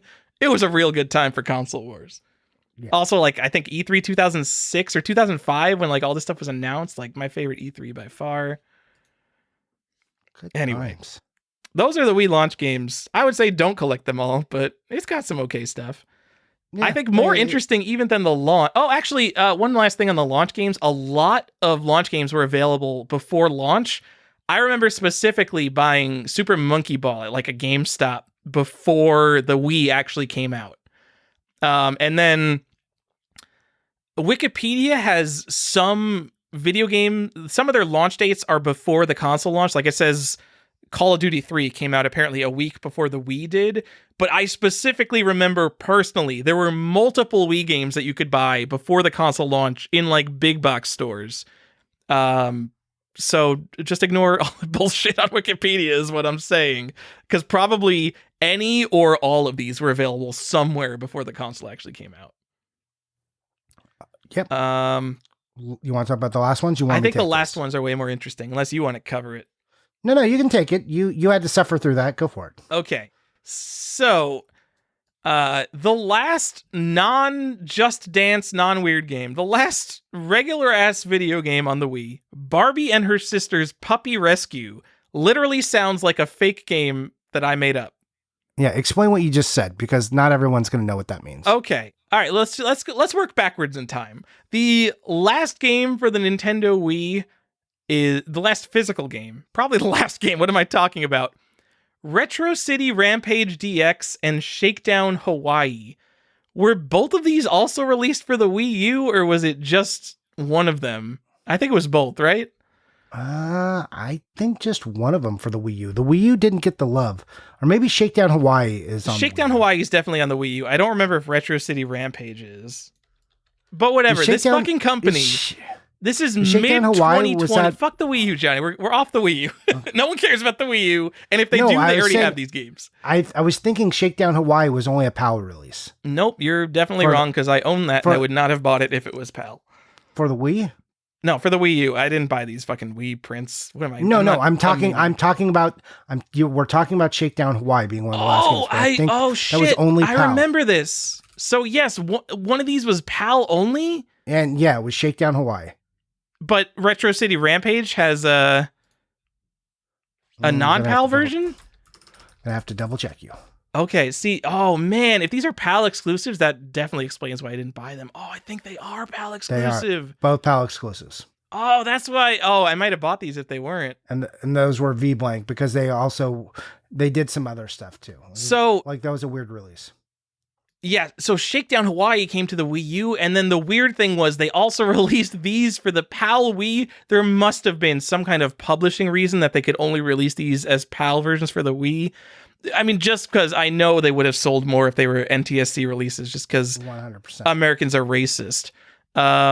But yeah, so those still technically, even though they're PAL games, the last physical releases, Retro City Rampage and Shakedown Hawaii, mid 2020, 14 years after the Wii's release. But even Good after times. that, we had a 4-year period of nothing but Just Dance releases. Just Dance 2017, Just Dance 2018, Just Dance 2019, Just Dance 2020. Those all released back to back as the only Nintendo Wii physical releases. Just Dance games that were skipping the Wii U and still being printed on the Wii. Fucking nut. Yeah, Just Dance 2020 and I don't remember 2019. Both of those, are those not on the Wii U, but they made it to the Wii? Believe so. And then Peaceful Games was in our Discord complaining that I think the latest Just Dance game didn't get like a PS4 release. Didn't get a PS4 release this year, but they were releasing Wii games up until 2019. Absolutely nuts. Also, every single one of those games, people were like, this is going to be the last Wii game. Invest in this game. This one's going to be rare.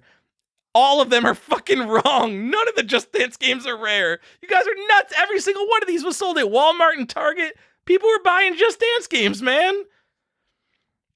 But they're there if you want them. Before the 4 in a row last Just Dance games, there was Barbie and Her Sister's Puppy Rescue, November 20th, 2015. This isn't some kind of historical milestone, but if you want something that's not some weird limited print PAL game and not a Just Dance game, you could get this Barbie game, which sounds like a fake game that I just made up, but is a real game, Barbie Puppy Rescue. Is that game Rescue rare, those Johnny? puppies. Can you give me the? I mean, come on, 2015. That game has to be rare. I don't think so. All right, we're doing the quick. What am I? Quick eBay search. You can get it factory sealed for $50 and complete in box for $15. It's worth nothing. Nothing. It's the last like real Wii game that's not a Just Dance game. Not calling the Just Dance games not real. It's worth nothing. I don't get it. No one collects Wii. I bet if people cared about Wii, this would be like a little bit of a thing. But no one cares about Wii, so probably 95% of the people listening, I'm telling them news that this even exists. They're like, what is this Barbie game? Who cares? Yeah. All right. Well, that's it for the first and last stuff, Johnny. What else we got? Well, Tyler, we have some games that are expensive. We like to tell you guys what those are. And hey, guess what? In the realm of collecting, the Wii is unique. And I kind of ranted about this at the end of the last episode.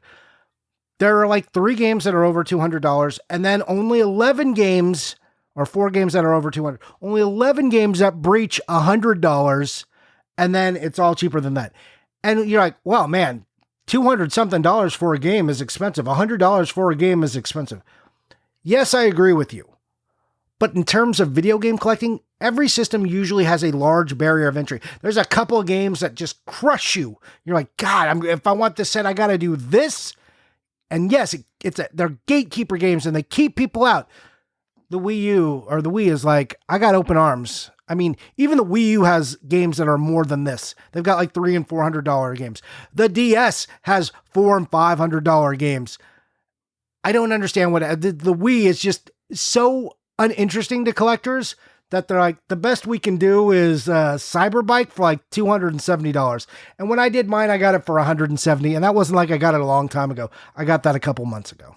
So you can do better. It does not show up very often, but it does come up. Veggie World, Avetra Sonar, and Dokapon Kingdom. These are the most expensive games. These are the 4 that are over 200. Okay, the fact that you literally said Dokapon Kingdom. So if everyone was collecting Wii, which I know for a fact everyone is not collecting for the Wii, eventually everyone would get down to like those last 20 games on their list and they start chipping away. And then all of a sudden, everyone would have the last 7 games left. And all these people collecting Wii would be like, oh shit, there's no copies of this game available. This is actually the rarest game on the Wii. Something like that would happen, as has happened with literally every other console ever. But so few people collect for the Wii. Cyberbike, Veggie, like I'm sure Veggie World and Avetra as Sonar have some amount of legitimate rarity, But I know like Cyberbike and Dokapon Kingdom, those have always been hyped as like the rare Wii games. So the reason those are expensive is because people are chasing like, all right, what are the rarest Wii games? I'm a collector. Let me go get the rarest Wii games. And they're like, all right, let me go get Cyberbike and Dokapon Kingdom. But if they actually went through the effort of collecting 1,200 Wii games and ended up on their last shit, the hardest thing for them to get is probably not going to be Cyberpike and definitely not Dokapon Kingdom. So those are just kind of here, like the hyped games. Once upon a time, and this is when, so there was a small group of us that were all collecting the Wii at the same time, and it was like Nintendo Twizer, Nick Morgan, Retro Thunder. So we were working on this list, right? And then Aaron, Nintendo Twizer, he went out and he published his list after he finished his set. And here's some games that were like the big ones. American Men's Academy was 300. Lucha Libre was 185. And there was like some of the 2-in-1 Power Pack games, 2-for-1 Power Pack, Indy 500, Wii Aces. Like these were the ones that were hyped and they were all over 200. All this is recessed into like nothingness. You can get those power packs for under 100. American Men's Academy is barely over 100. Lucha Libre is like $80. All this stuff, all the rare, this is rare. It did not retain any hype. It just all went away. So it's a very interesting system because normally that kind of hype stays with the system forever. You're like, oh yeah, it's so, but not here. It did not stay. It did not stick. Considering the size of the library, it might be the least top-heavy library of anything you could possibly collect. Because you think of Switch, I know nothing about Switch. I know there are going to be Switch games that cost more than $200. Because right now I'm looking. You said Cyberbike's the most expensive game. There's a buy it now right now. Complete in box, the US version, $199. So the most expensive game you're selling me is under $200. I know the Switch has more expensive games than that. I mean, think about We Sing 2016. Remember when that was the last game and the nudity scandal? That game's still not even that expensive. You're talking about Let's Sing, but yes. Let's Sing. Sorry. Do you want to talk about that? I mean, we can. I'm just giving it as a comparison. Like the hype just didn't stay. This had a nudity scandal and people still aren't interested. It had, Johnny, let's say, all right, we're going to talk about the actually rare games, quote unquote, because to me, like I put a couple of these on here and they're just kind of like hype games. It could be a situation where like almost nothing on Wii is rare. I could definitely say that about the original Xbox. I'm on record. Regular releases, there are 0 rare Xbox games relative to rare stuff on every other console. But actually rare Wii games. Our first one, Let's Sing 2016 Johnny. This was such a meme in terms of rarity. There was a Nintendo Age user who changed their username to Let's Sing 2016. This game was recalled 2 weeks after it came out because there was a nudity scandal. There was like literally nipples in one of the background videos of a karaoke game. You could still get it on eBay for under $100. It's a big box microphone bundle and was recalled. I don't know if it was ever re-released. Either it was re-released at some point, or there must have been so much new old stock sitting around after the recall that someone bought it and didn't know what to do with it, and it's just been perpetually available since then. It's literally a recalled video game that you can get for under $100 sealed. That's how much no one fucking cares. No one cares. And Which then is wild. I'm gonna call the next one on this list the most interesting Wii release. In a console, I'm gonna say is not very interesting to me personally. Violetta Rhythm and Music never had a retail release, as far as anyone has ever told me. That should have been on our edge case. We should add that there. Okay. Oh yeah, this is a pretty good edge case.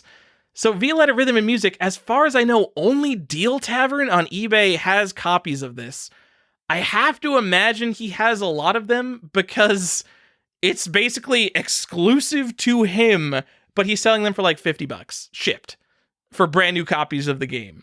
So when he runs out of these, you probably just won't be able to get them. But the fact that he's selling them for $50 makes it seem to me like he has a fucking lot of them.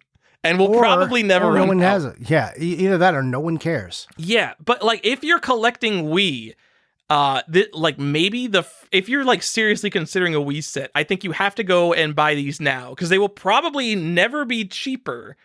And there is the theoretical possibility that the one seller on the planet selling this game will eventually come out. And I can't imagine that, secondhand copies of this ever come up. No one is ever going to clear out their attic of Wii games and sell their copy of Violetta because it's basically only collectors that are buying this to begin with. Yeah. Yeah, literally, Never every single copy on eBay is a PAL copy that's used. There's only the new copies from Deal Tavern that are available. It's pretty cool. Go buy I them. think it's pretty neat. It's weird. Why does it exist? Why didn't it come out? What's going on? I don't know. This is literally like almost the same story as Cheetah Men 2, but because it's the Nintendo Wii, people are like, oh, fucking whatever, Violetta rhythm and music. Yeah, people do not care about this game. You want me to go now? I was looking at Wii Sing because there's not many copies of that. Yeah, there's not a lot of copies of Let's Sing. But like if you watch eBay enough, they come up because that's how I got mine. Yeah, but then did you get the one with the big outer bundle? Yeah. Okay. And I got it, I'm pretty sure mine's new, and I got it for like $60. Yeah. Okay. Now there's Fritz Chess. This is a game that has also like forever been on that rarity list. Also, for some reason, one that doesn't turn up with the manual very often. It's kind of rare. Like I hate to say it, like we call this category our actually rare games, but it's so Let's Sing Violetta. Fritz Chess is like there's like 3 on eBay, so that's not many.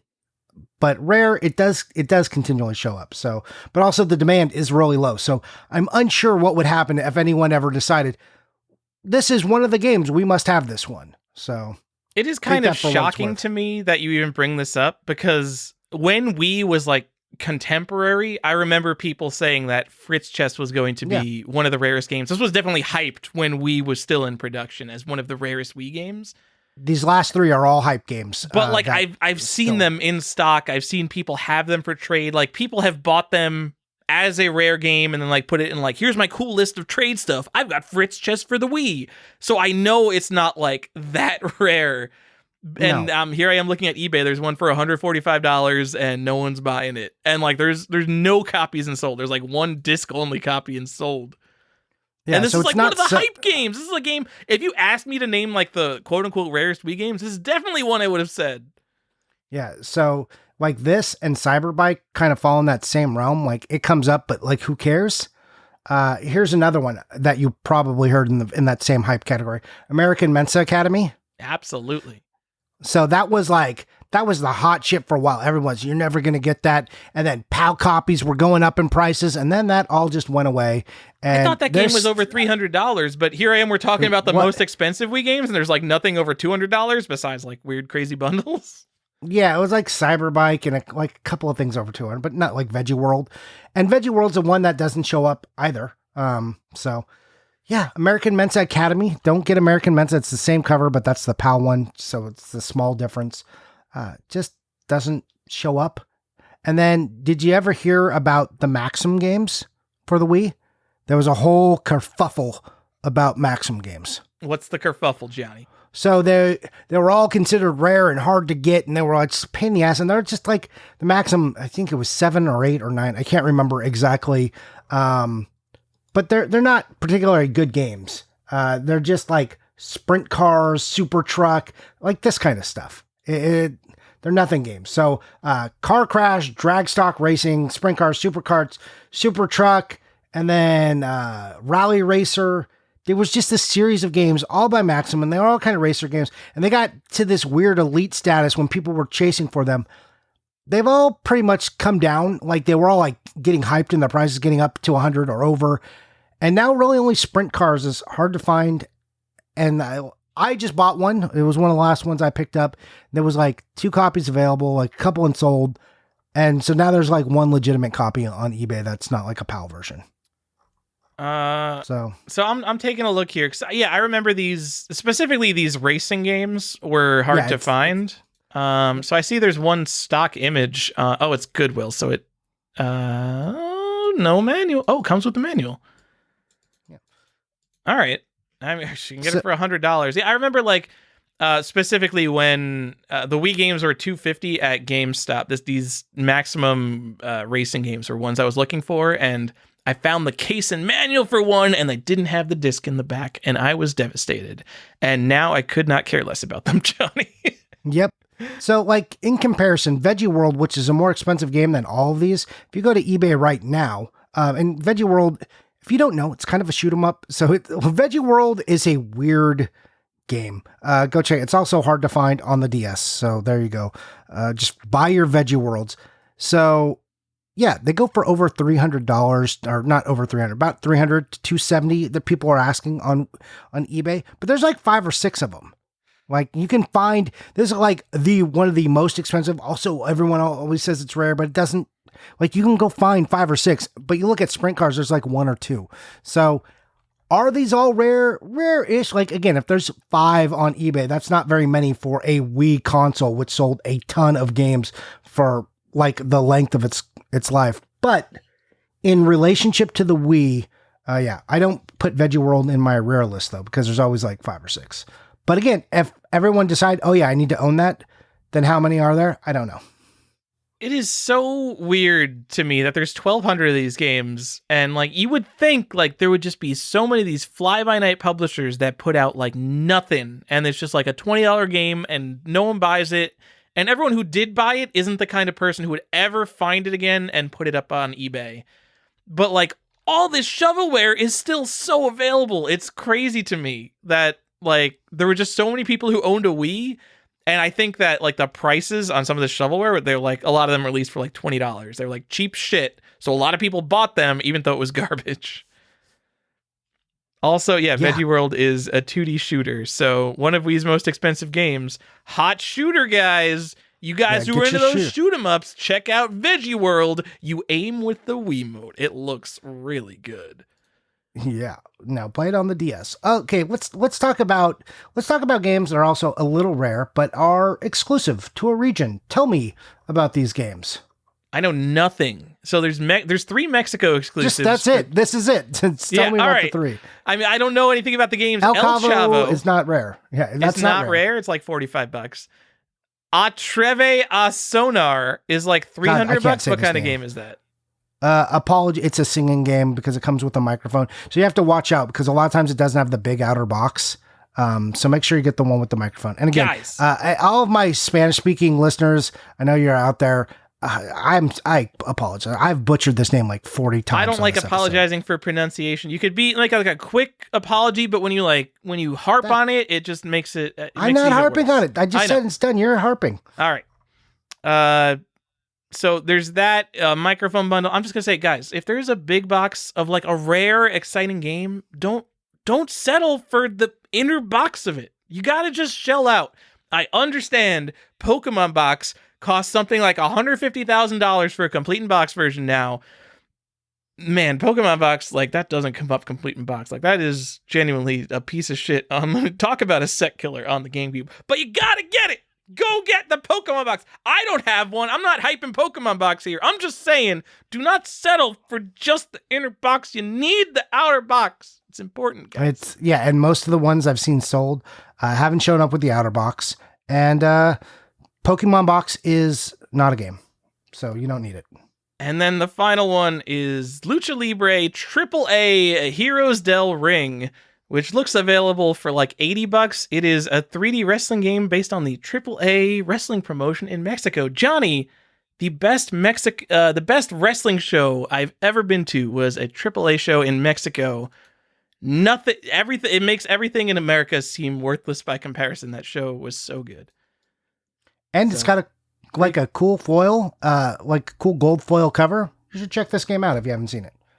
Never even heard of it. Like literally everyone listening to this show. So yeah, and you're going to look on eBay and they're not going to be there.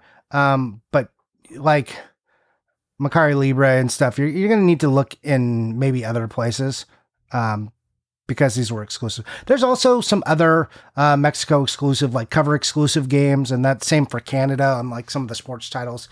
But we're not getting into that. These are like legitimate individual game releases, not just like cover swaps. All right. Johnny, let's get into the in-demand games and key franchises. And we have a little note here. Should we move this up earlier in the episode? And I responded, yes. And then we didn't. So here we are 2 hours into talking about the Wii, and we're going to talk about some Super Mario games. Good. Classic us. That's classic us, Tyler. This is exactly what our listeners expect.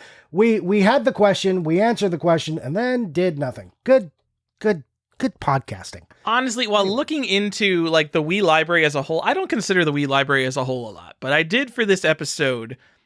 There's honestly not, for having a console with 1,300 games or whatever, there's not as many like popular gamery games as I would have expected. There's definitely like the core few. There's like, 50 or so games that everyone says like, okay, these are the best Wii games. These are the best Wii games. I thought there would be more to find on the edges. Like, I know about games like No More Heroes. I know about Zack and Wiki. I know about all the rail shooters. And I was expecting to be like, okay, but what are the games I'm forgetting? And looking into it, it's like, oh, I wasn't forgetting anything. These are like the core games on the Wii. So what about Pokemon? There's got to be a lot of Pokemons, right? This was the era where everyone's like, when are we going to get a 3D Pokemon game? When are we going to get a 3D Pokemon game? And Nintendo wouldn't give us that for another 2 generations. Fuck. Whoops. All right. I'm going to divide this into 2 categories. The 2 categories, for like the first party-ish stuff, it's going to be the hot shit and then the maybe less popular shit that people kind of ignore a little bit. The hot shit on the Wii. Johnny, Super Mario Galaxy 1 and 2. Have you heard of Never it? heard Like, of them. Never, 2 games? Never heard. 2 of the best You could Mario call them the games best ever. game of all time, both of them, and I'd be like, yep, sure. God, that Galaxy might be my favorite Mario, and that's like between that and Mario World, it's real tough for me. Yeah. And I don't love the Wii or motion controls, and that game is just chef's kiss, beautiful. Yeah, like Super Mario Galaxy 2, I specifically remember the development of that game started with the leftover stuff that they cut out of this first Super Mario Galaxy game. So in my mind, like, I think I learned that before the game came out. So I expected it to be like fucking like worse leftover stuff from Super Mario Galaxy. And I think it's like even better than Super Mario Galaxy. Those games are just super good. When was the last time, like, we don't often get Nintendo consoles with just like 2 absolute fucking banger Mario games. Like, we usually get like the one, I guess like Super Nintendo did have 2. But like N64 didn't, GameCube didn't, Switch so far hasn't. But there's another banger Mario on this. Oh, yeah. So we'll get to that. Yes. Second or third hot shit game, Mario Kart Wii. And it's not just on here because it's Mario Kart. It's not just on here because it's, I haven't looked it up. Gonna say one of the best selling Wii games by far. Yes. It is also a particularly beloved and actively speedrunned game because, man, people run around this game with, I think, Funky Kong is the hot Mario Kart Wii character to speedrun with. Someone who actually cares about the speedrunning scene for this game is cringing right now, whatever I'm saying. But yes, Mario Kart Wii, particularly beloved Mario Kart game. Johnny, Zelda Twilight Princess. Never heard of it. First release on the Wii, because I believe it came out literally 3 days before the GameCube version, just so Nintendo...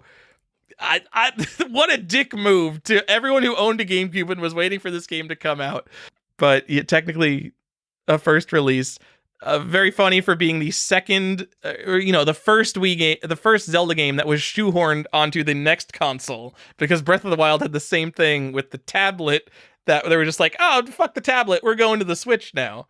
And that kind of happened with Twilight Princess, where they're like, oh, let's add some fucking motion controls and mirror the entire game, so Link's right-handed now. Yeah, that's pretty funny. Though, it's weird too. We got 3 Zelda games on this on this system, so that's interesting. So we got Twilight Princess, Skyward Sword. What was are you gonna say Link's Crossbow? Link's Crossbow. Fuck off, John. We're not even mentioning that during the show. What are you talking about? No, it better be in your rail shooters. Let's go. Well, all right, you could put it there later. Johnny, Wii Sports, and I'm going to put an asterisk next to Wii Sports Resort. I love Wii Sports Resort. It's obviously not as popular as Wii Sports. Xenoblade Chronicles.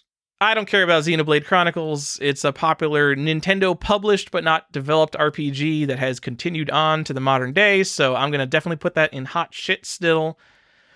I'm going to say Zack and Wiki. Over all the Nintendo games we haven't talked about, holy fuck do people bring up Zack and Wiki as one of the top tier Nintendo games constantly. Yeah. I like Zack and Wiki is okay. Like, it's an adventure game. It's like a point and click adventure. It's fine. I like it. This is the 8th Wii game I'm talking about. It's not the 8th best Wii game I've ever played. Johnny, that's in the no one cares about category. No. And then No More Heroes is the other third-party game. Also, No More Heroes 2, you could say that people care about and remember. I'm going to call it hot shit. Maybe you'd put it in the next category.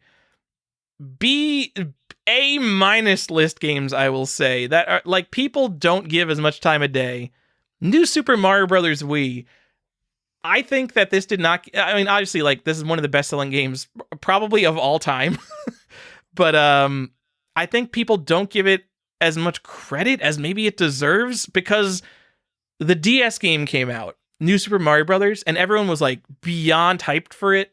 And it was like, okay, it was pretty easy. Everyone was really excited to have another 2D Mario, but it wasn't like completely overwhelming. It wasn't fucking Super Mario Galaxy, that's for sure. But then the Wii version came out, and I think it was fucking awesome. And it was much more challenging than the DS version, and had all the bullshit like 4-player simultaneous play and new power-ups and all that. I just think the level design and everything for it is awesome. Yeah, you got your red case too. Yeah, and they put it in a red case. They're like, hey, fuck all your other games. There's like, this came in a red case, and then, I guess, what are the other games? There's like Mario and Sonic at the Olympics came in a yellow case. And there's some third-party game that came in a black case. Maybe the colored case doesn't matter that much. But they were definitely trying to highlight this game. Red one. I mean, in red against all that white, it really stands out. It does. Which is a little bit annoying, I think. A- tier game. Maybe this is like a B- game. Super Paper Mario. Kind of interesting because it fits almost neither in the Super Mario series nor the Mario RPG series. It's quote-unquote hybrid, maybe? It's like a Paper Mario game. It has platforming elements. I think this game tried something that did not work. How do you feel about it? No matter how you feel about it, it is not like a well-remembered, beloved game like Paper Mario: The Thousand-Year Door. Correct. All right, Super Smash Brothers Brawl. It's a little bit slower than Melee. And people just kept playing Melee during this era because Melee was super popular. I think it's a fine Super Smash Brothers game. I'm not in like the scene, but I don't think people think of it as fondly as Melee or probably Ultimate. I agree with that. Zelda Skyward Sword, the worst Zelda game, maybe the only truly bad mainline Zelda game. I'm sure there are plenty of people who disagree, but I'm going to definitely put it in this A- tier where people like a little bit less hyped about these games. Metroid Prime 3, I think it might be just because like there's dialogue and stuff, but definitely not as beloved as the first 2 Metroid Prime games. Donkey Kong Country Returns, I don't understand this one at all. Donkey Kong Country Returns is like one of the best platformers of all fucking time. I don't know if Donkey Kong Country has lost its cachet, but like there are obviously a lot of fans of this game, but like if you ask people like the top 5 Wii games, fucking no one is going to say Donkey Kong Country Returns. Kind of the same thing with Punch-Out. It's a fine, like weird remake of like a Super Punch-Out style game. No one talks about that game. We're not talking about prices. Literally all these games are like $20 to $40.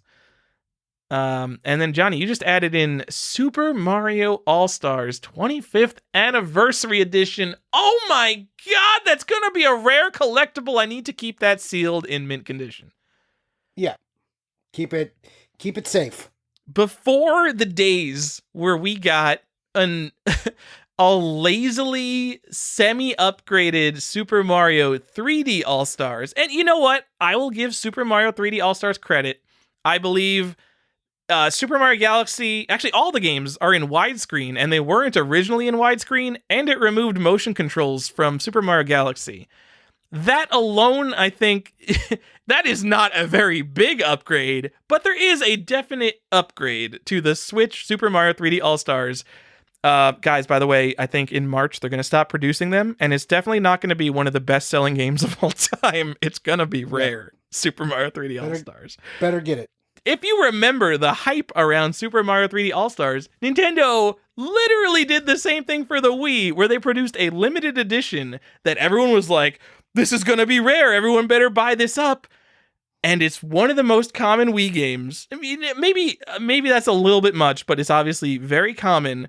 But instead of updating old games, it is a Super Mario All-Stars Super Nintendo ROM on a Wii disc, and that's it. There are no upgrades, no special features. It's almost unbelievable how lazy it is. It is very lazy. Nice looking box though. I mean, it would be a big, yeah, it's a very nice looking plain red box with like a golden emblem on it. It makes it look like a real celebration of Mario. It's a shame they put a game they're selling on Virtual Console for $8 on a disc, and that's it. Although, if I remember correctly, the MSRP was quote unquote only $30, so it wasn't that bad. But you're paying $30 for a box that you're never going to play. No, it's definitely a shelf piece. It would have been a bigger celebration of Mario to include the original Nintendo games and not the fucking just Super Mario All-Stars. There's literally one game on the disc. It's just Mario All-Stars. It's what a weird thing that they did. I don't know how they keep fucking these Mario games. They made it's a weird thing. Millions of dollars. Hold on, quick. I know this isn't Wii, but hold on. I'm gonna look up Super Mario 3D All-Stars. How much did they sell? More than 9 million. So if we let's say they sold them for $50 a piece, they made $450 million selling Super Mario 3D All-Stars. Yeah, I mean, what the development cost. They just made existing games widescreen. I know. That's my joke. People bought like multiples of those to invest in that too. Like, God, Nintendo, they're just geniuses. Whatever they're doing over there, they're geniuses because they're scamming all of us and we don't even realize it. And here we are talking about them, loving them. Yeah. All right, the last kind of A- tier game I'm going to put in there is Fire Emblem Radiant Dawn. This game sells for $100 because it says Fire Emblem on it. People go nuts for Fire Emblem. Doesn't matter what Fire Emblem game it is. If they came out with a new Fire Emblem for the Switch before anyone ever played it, people would be like, I got to get the Fire Emblem game. It's Fire Emblem. It's going to be rare. They're going to sell out the special edition. Oh my God, Fire Emblem. Could you imagine Johnny, if they released Fire Emblem as like a launch game? Whew, the sales. The Fire Emblem, like the GameCube and the Switch games are not rare by any stretch of the imagination. People talk about these games like they are rare. Fire Emblem was a popular game on GameCube. It was not maybe a million-seller Zelda Mario game, but it was a popular game that sold hundreds of thousands of copies. And same thing on the Wii. I bet the Wii version is even more common. And it sells for $100. It is, Johnny, who has ever spoken about like the actual gameplay of Fire Emblem Radiant Dawn outside of like the weird Fire Emblem communities? I don't know. No one has ever come up to me in real life and been like, you've really got to play Fire Emblem Radiant Dawn. And I'm sure it's fine. I like every Fire Emblem game that I've ever played. But like, I don't know. It's not $100 because it's rare. It's $100 because it's a Fire Emblem game. And it's kind of like maybe the ugliest Fire Emblem game. I don't know. Maybe I'm being a little bit harsh on Fire Emblem Radiant Dawn, but maybe you got some bias. Also, you have two more here on your list, and I have two additions. These were these. I wouldn't even put these in the A- tier. These are just like also you'll find Resident Evil 4 in terms of good Wii games. I think it's the best version of Resident Evil 4. I played through Resident Evil 4 on GameCube, and then I played it again on the Wii, and I actually liked the Wii motion controls, both the aiming controls. And it has like little motion controls. Like I think if you just like swing the Wiimote real hard, like you do a punch, like I thought that stuff all felt great. It was pretty good. And I think it's got updated graphics and stuff too. And then Silent Hill Shattered Memories. I know nothing about this game except it comes up on every Wii list, so people obviously remember it. And I think it's quote unquote the last Silent Hill game before Konami ruined the franchise. Yeah, it also was on PS2. I would have put two other games on this list that you didn't include. The Metroid Prime trilogy. Sure. Would have been here. I mean, sure. And popular stuff like key franchises. As much as you don't like them, I would have had the Mario Party games in here, 8 and 9. That would have been. I think you also missed another one that I intentionally left off, which would be the Kirby games. Epic Yarn was incredibly popular. I do not like that game at all, so I chose just not to include it because it's my podcast. I can do whatever I want. Fine. But and then I'll say in the like also there's like a weird boon we had with Metroid games, and then but Other M was so like widely panned. I mean, it was widely panned, which is why it wouldn't be on the hot shit but list. I'm saying I think that game being panned like kind of diminished the other Metroids that were on here. Like you could go back and play. Look, Metroid Prime is another one like Resident Evil that when you go back and play 1 and 2, like felt pretty good with the Wii Motion controller. So, all right, I mean, just something to consider. I do not like how first-person shooters feel on the Wii. I'm going to talk about a game I bought later that is a game from 1992 that feels like playing a Wii game, and I hate it. Oh. Okay, let's get on to the next part of your list. See, we got some exclusive rail shooters. Yeah. Tell me about, because the Wii, if nothing else, returned us to shooting games like rail shooters, which we were missing because with the advent of flat screen and LCD TVs and plasma TVs, the stuff just went away. You could not do the same thing you were doing with like a Zapper or, a Gun Con. So they were gone for a little bit, and now they're back. They're back. That's and great. Worse because they use Wii's shitty IR thing instead of like a real light gun. But they're back. But they're back, and like not only were there new games, which are mostly really good, but like Target Terror was like ported, like an arcade game that like I've seen Target Terrors. I assume that they only exist because they must have been cheap from the manufacturer. But like Target Terror kind of sucks, yet somehow it got a Wii port. Yep. Some of the ones people care about: Sin and Punishment Star Successor. Johnny, it's a rail shooter, whether you like it or not.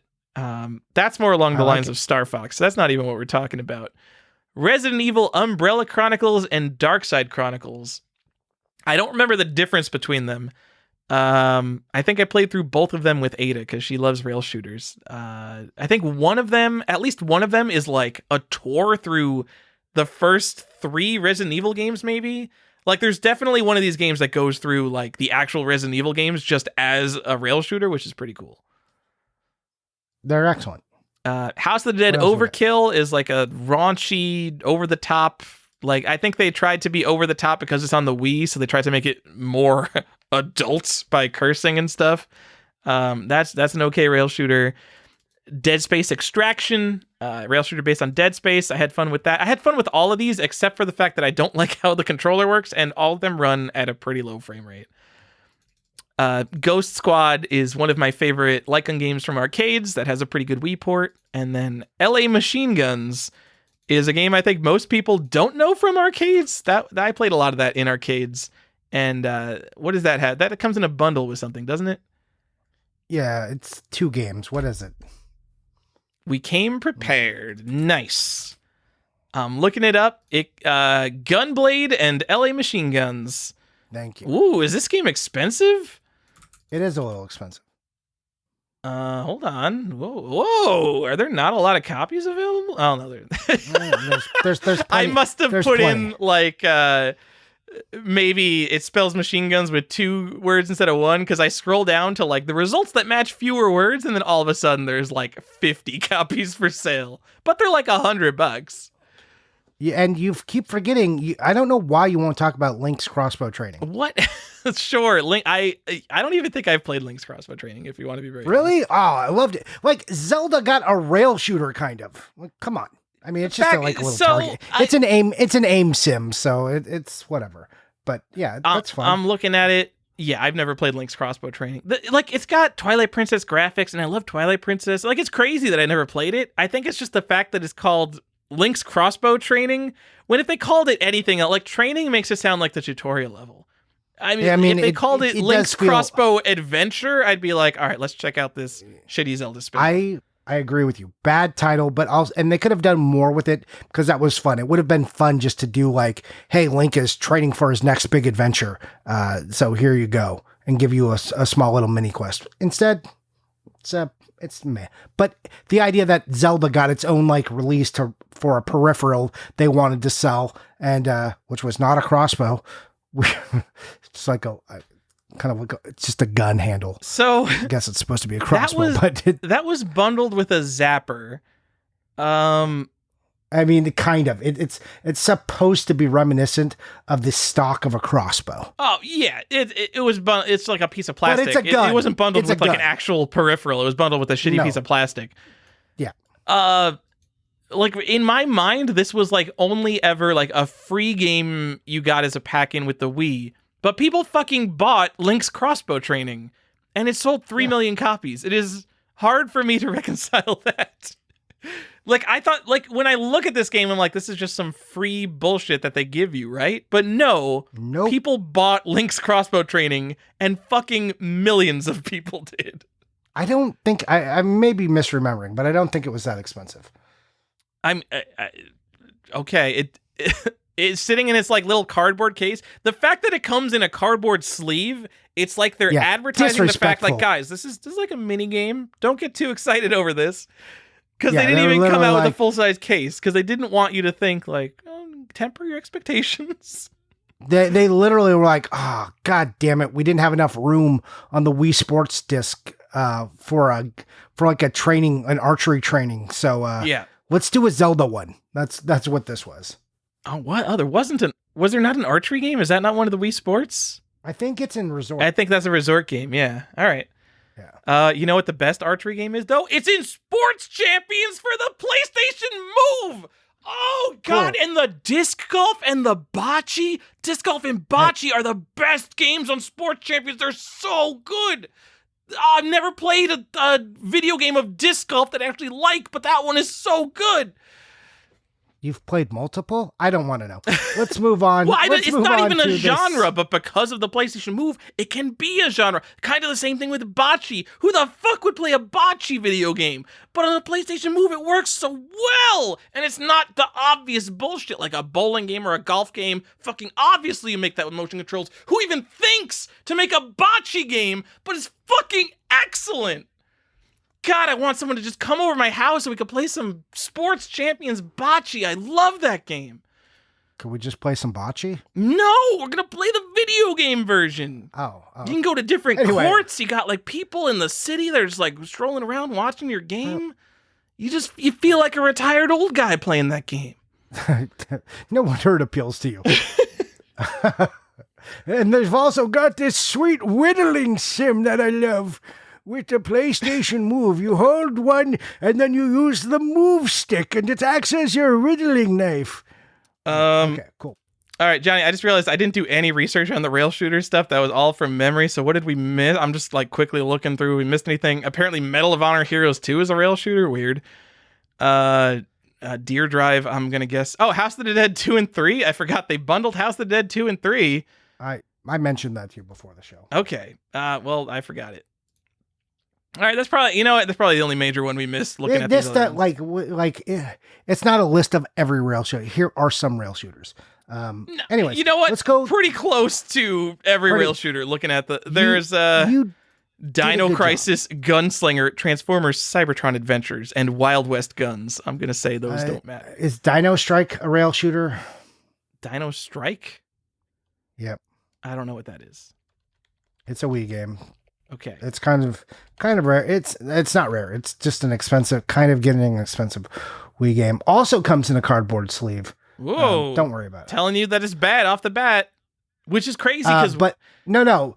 It comes in a cardboard sleeve because it was packed with a peripheral. And then there's a regular full box version or full. Oh, okay. Yeah. All right, that makes sense. But like when you buy Zelda Skyward Sword and it's bundled with the Wiimote, they didn't give you it in a fucking sleeve. They're like, here you go, it's a Zelda game. It comes with probably a holographic box inside that box, right? Probably. No. Just a regular box. It's just regular. All right. Not holographic. Is it not shiny? Is there a variant for Skyward Sword? Is there a shiny and a non-shiny version? For Skyward? I don't remember. Johnny, I'm coming to you as the expert. I came unprepared for this. I need you to tell me what the variants are. I don't look at Skyward Sword very often. The box came with the Wiimote. What else do you want? Damn, you can get this for like $100 complete? It's like a Zelda big box game that comes with an exclusive controller and it's like $100 shipped? I mean, it's Wii. It makes sense. And this is the thing about Wii. If this was any other system, this would... Dude, if this was on GameCube, this would be like $300. The Wii U, all of its exclusive controller bucks, Mario Sonic Olympics with the ice blue Wiimote is so much money. It's like a couple $100. The Luigi's Mansion green one, which I think you can just find that Wiimote normally, and that's like $300. So if it was literally any other console. Can you imagine if Wind Waker came with an exclusive gold Wavebird in a big box, and it's just sitting here? Buy it now. Are like $100. No one's buying it. Yep. All right. Move us on. Tell us about all right. In Demand. I want to talk about the sealed game market for a minute. Believe it or not, people grade Wii games and buy them for large amounts of money sometimes, but not as much as you would expect. That. I was hoping to come in here and drop some $10,000 dumbass sales on you. But here are the sealed games. If you go to Heritage Auctions and just sort by the highest prices, I'm going to tell you pretty much everything is over. Everything on this list is from 2021 because these games are not worth very much. Poke Park Wii. For some reason, this game has two prints. There's an early print and a late print.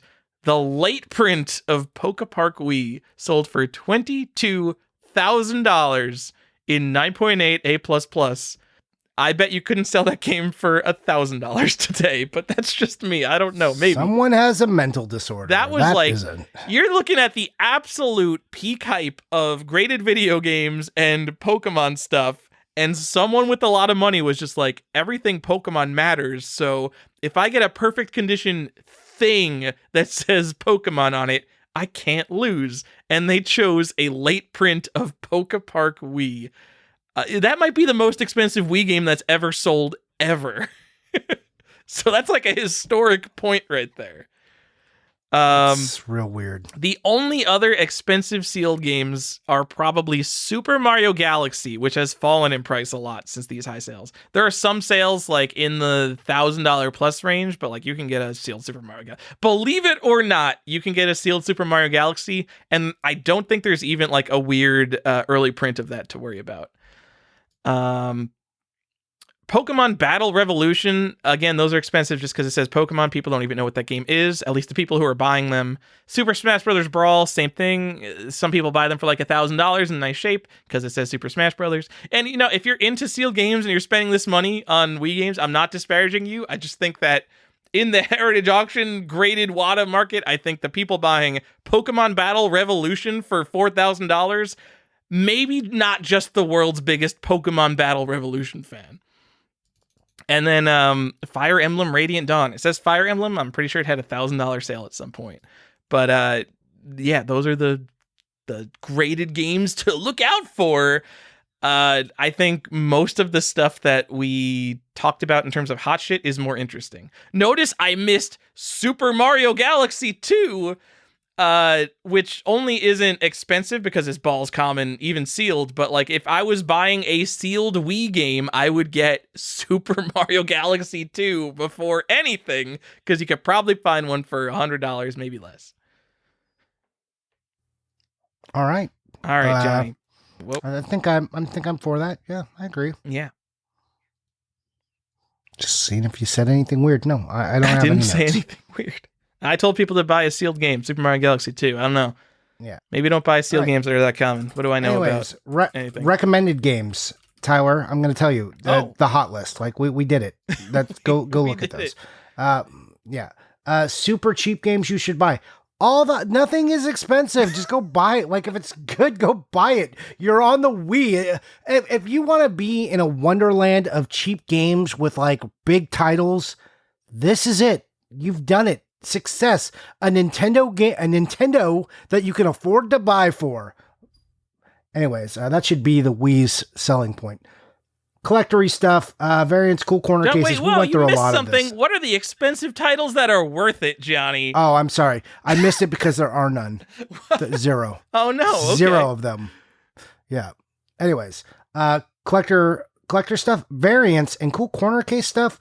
We talked about the Zelda not for resale demo, so look for that. And then, Tyler, you want to go into the madness of Wii Sports and how to find the first print? All right. So in general, the things you want to look for on Wii games to determine variants, the easiest thing to look for, there's a product code on the back. I think it's going to be 5 digits followed by a letter. So it'll be like 62002A. And then there'll be a variant that says B and C. If it's like a really common game, you might see 3 or 4 different codes like that. And like, if you know nothing about Wii games, just look for that product code if you're trying to find the hot first print. And honestly, these games are so common, Johnny, that you might as well find the coolest variant if you're going to buy any of them, because they will all be the same price and no one is going to care what the cool variant is. And Wii Sports 1.0 is just one I bring up because there was a speedrunning video by Summoning Salt that recently made popular the difference between Wii Sports 1.0 and 1.1. Because in the original version of Wii Sports, there are actually fewer animations for the baseball game, which makes speedrunning it faster. So if you want the cool version of Wii Sports, it's the one you got at launch. And believe it or not, a lot of people bought a Wii, so this isn't like some crazy rare thing. But when I look at the copies available on eBay, most of them are later prints. So the way you go in the back, and it says 62002A. And instead of BC or USA-2. That's the Wii Sports you want. When you boot it up, the menu screen says 2006 instead of 2006 to 2007. So they changed it pretty quickly. Other than Wii Sports, like, dude, I don't even know what people care about. Like, they changed the new Super Mario Brothers Wii case from red to white. I feel like I never see the white case because the red case is so common. So, like, who cares? That's not even something you need to worry about. Throughout the lifespan of the Wii, from 2006 to 2013, the ESRB changed their logo a few times. The original logos will just be, if you look at the front, the part where it says like T, and then above it, it will say like teen. And that will be on a black background on the original Wii, on like the earliest games. Then in a transition period, they started having both English and French. So it'll say like teen/adolescence, because it'll be French. And then the latest prints, that part will be in like a white block. And Dan Gomez, if he's listening to that right now, he's going to tell me, oh, you can't say it's the black ESRB versus the white ESRB because it's a black and white logo. That's not descriptive enough. And WATA has their own different terminology for it. I don't remember what he calls it. I call it the black ESRB, the French ESRB, and the white ESRB. So that's just another way to tell print runs. And then I think the Nintendo Wi-Fi logo for their Wi-Fi service, I think that's generally on the earlier print runs, but you know what? Don't quote me on it because I'm not deep into Wii games. But why not? You know, Johnny, I've got my copy of Mario Kart Wii. I've got the steering wheel bundle, which I think is one of the less cool versions of that game to have, and I think it has a Wi-Fi logo. So is that cool? I think the Wi-Fi logo is cool, but the steering wheel bundle's not, so I'm only a little bit cool? I don't know. You're pretty cool. All right, I'm pretty cool. I know. Pretty cool. I like you. Thanks. That's all right. I don't have the gold steering wheel, which I think is a Club Nintendo thing. Don't buy that. Imagine... So, they're putting out this thing. They're like, we've got the thing for gamers. This is going to be the ultimate swag for them. If they've been real Nintendo fans buying a lot of Nintendo products this year, they're going to look cool with this gold steering wheel for their Wii. Like, what the fuck? Yeah, the champions. You'll want to compete with this one. This is our competition level plastic steering wheel. All right. So, hey, Tyler, I'm going to tell you about special editions. And I kind of already did. There's so many big box, weird bundles. Just there are a lot. This is like the system of non-standard packaging, calling special edition, collector's edition, sport edition, you name it editions, they exist here. So be careful. Aftermarket or homebrew stuff, no. This was really a console that people have modded the crap out of. People love to mod the Wii. So you're not going to find homebrews necessarily discs for sale, but you'll find some homebrew channels in the modded Wii's. So if that's your thing, you can go look for that. Accessories or magazines or other crap. Hey, Tyler, this system killed the Wii, or the Wii killed the Nintendo Power. Did you know that? Johnny, I'm sorry, I'm going back because I didn't believe you on like the unlicensed homebrew stuff. Daytel made Wii Freeloader, which allows you to play discs from any region. They like if you're gonna look up like the weird unlicensed stuff and there's nothing, maybe Daytel made something, and indeed they made the Wii Freeloader, maybe the only Wii disc that runs that isn't licensed from Nintendo. I think it's worth mentioning that. Oh, they also have a thing called Power Saves by Action Replay, so Daytel has some of this bullshit. That might not be a Wii disc. That might be a PC accessory. I'm sorry. We can go back to the next section. What was your question for me? Oh, did we kill the Nintendo Power? Yep. No, the internet killed Nintendo Power. Also, Nintendo Power was a bad magazine, and maybe they died because of uninteresting content. Shh, don't say that. It was that Steph the Wii is not games... here. Whatever. No, shh. No, my point about this is the same point I keep making about the Wii. I don't think the audience that was buying the Wii was going to be bolstered into like Nintendo Power. Also, I don't remember a ton of Nintendo Power ads like I do in like GameCube games in my Wii games. So they already I guess maybe they knew it was on its way out, or maybe it was because it was sold. This would be a good place for Stefan to chime in somewhere. Maybe we'll do a segment where we just call Stefan when we have a Nintendo Power question. Sure, yeah. And then just chime his answer in. But yeah, Nintendo Power kind of died with this, and yes, the internet was the biggest factor most likely, but also I don't think the people who were out looking for magazines were sold into this console. So, and Nintendo and the Wii wasn't making the games that people would want a Nintendo Power for. Anyways, at that point, it was really all just, Nintendo they could Power have long been just ads, but... there's that, but like they could have literally sustained Nintendo Power on just DS releases because that is how many games were coming out. So like they didn't even need to worry about that. But there's still like plenty of Wii games coming out. The crossover between Wii and DS existing, and there's like 1,400 Wii games or something, 1,200 DS games. Or no, Jesus, I'm going to say it right. 1,400 DS games, 1,200 Wii games. That is so many Nintendo games all of a sudden in that span of existence. Yeah, nuts. It's a lot. Anyways, I was a Nintendo Power subscriber through the Wii, but I'm pretty sure it's just because that's when I started collecting games, and I'm like, oh, physical stuff. I could put this on my shelf. Yeah, most likely that. Anyways, uncommon games that aren't expensive. We already told you this. Just nothing is that expensive. Enjoy. Hey, and now let's talk about some stuff that is important. Things you should watch out for if you are collecting this system. Tyler, you put out a good one that I forgot about. The UAE games. United Arabs, what is it? United Arab Emirates, Malaysia, and I think one other country. So these are Wii games that have a little circle. It's green, blue, and gray. And it says like worldwide edition, or it just says like for sale in UAE and Malaysia.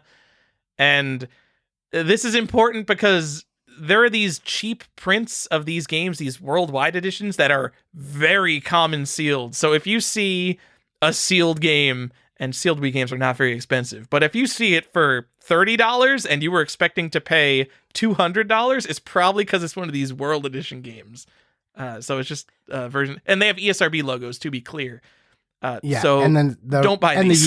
They're not good. The North American seal is there. Like it looks like a North American game except for this one distinguishing mark. Yes. So be careful. Well, I got something though. If you want a white box, like non-Nintendo Selects Wii Sports, you can either get this or you can get the Japanese version. So I did buy a UAE Wii Sports because I like the fact that it's a boxed ESRB Wii Sports.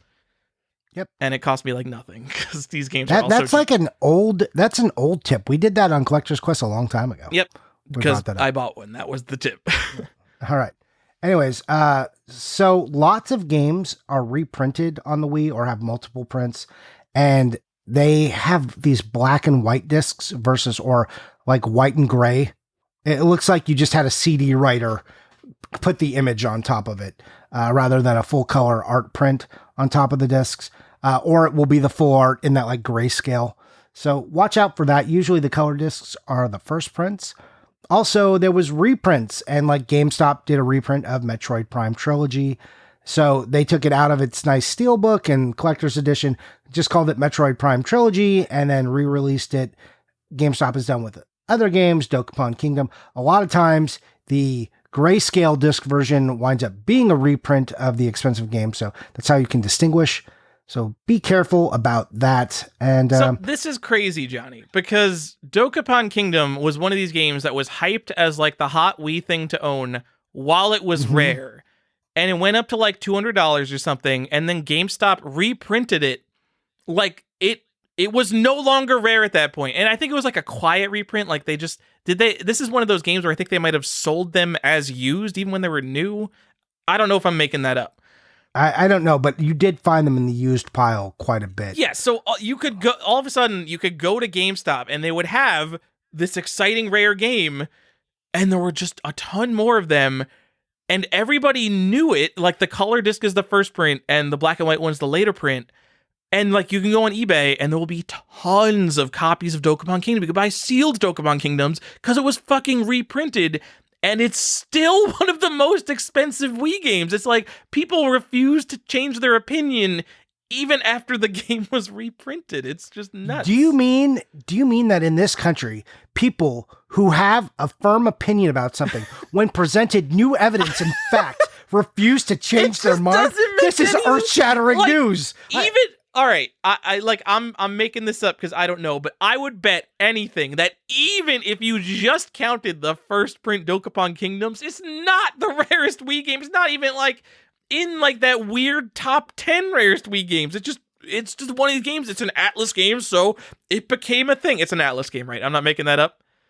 Yeah. It just became a thing, and they reprinted and it continues to be a thing. It drives me nuts. Anyway, if you do buy into the Dokapon Kingdom hype, at least make sure you have the color disc first print. Or just go buy the PlayStation 2 version. I'm not sure if they did the same thing on the PlayStation 2. I have no idea. Oh, so I've got more to say about this, though. So in the spirit of this, I mean, also, I think they did the same thing with like the Fatal Frame games. And if you are just watching videos and you hear about how rare Dokapon Kingdom is, please send me pictures of your Devil's Third. But I do want to tell you one of the big tragedies of the Wii and what makes like the purity of collecting very hard for this, and that's GameStop. GameStop, I complain about GameStop for multiple things, and people, you have your opinions, think I'm just a hater. But also, what they did, there's a lot of times they take the paperwork out of the case and the game out of the case. So sometimes they'll put no paperwork out there, and they'll just like keep it in the back. But they always take the disc out. So you start mixing different prints of games. So you'll have a case that should have a grayscale disc versus a color disc, and those employees don't know. No one knows, and why no one was keeping track. So you just Johnny, get, no, like, I'm the gonna wrong stuff. expand upon that. No one even knows now. Like, are you kidding me? No. Wii disc variants? No one's keeping track of that shit. No one's keeping track. It's like, well, no one's keeping tracks, and things were so mixed up that how will we ever know unless we just open sealed games? So, and then you have to make and you would have to open a lot of each game sealed. It's going to be impossible. So I think that's one of the barriers of collecting with the Wii. I mean, that's something to think about. If there is a dedicated enough group to even if they just care about like the first print of every game, like it's not prohibitively expensive to buy sealed Wii games, open them, and document the contents. I mean, maybe one day if like sealed collecting really takes off, like sealed collecting, like there was a very small group of people who tried to pump a lot of money into it in the past couple of years, but sealed collecting did not, quote unquote, take off into the mainstream. And as long as that never happens, there will be enough sealed Wii games, fucking Wii games, to open them and document the contents. If anyone cares that much about Wii, which, you know what, I think it's going to be the least popular Nintendo console in terms of collecting forever, as far as I could see. So I think most people, myself included, are just not going to care that, like, oh, the print code on my disc is wrong for Target Terror Gold. Oh no, I got to replace that. Like, I'm just never going to look at that. Yeah, no one's ever going to look. No one's ever going to care. Anyways, I'm going to tell you now about the current outlook as far as collecting for this. And how do we play it? So how do you play the Wii? Hey, the nice thing about playing the Wii is it's got HDMI cables, so you can just plug it into your new TV and just have a sensor bar and go play it. What? Wait, Wii has an HDMI cable? What? Are you serious? Yeah, you can. Yeah, right? Am I making up? There's like a... Pretty sure you're making it up. There's like shitty HDMI converters, but that's like probably converting component to HDMI in like the shittiest possible way. Yes, but I'm saying it's not like the PS1 where it's like hard to go play on a new TV or Nintendo. You can make this work. There are lots of ways to make the Wii still work. Okay, but if we're counting a shitty Chinese $10 HDMI converter as like the easy good thing to do, like I don't know if that's a good option. Like, Wii supports component out, which most TVs probably still support, and would probably have a better picture than your $5 HDMI. Even with that, most TVs have a way to play this, or you can get it into one of your. Or you can play it on your Wii U. That has HDMI out. Yes, the problem is what I'm saying is it's not that restrictive. Another nice thing about this is if you're one of these people trying desperately to make your GameCube look nicer, you could just use your Wii. I know that's a hot take for a lot of you. I know all of you are running your Frame Meisters and all this other stuff to try and make your GameCube look nice.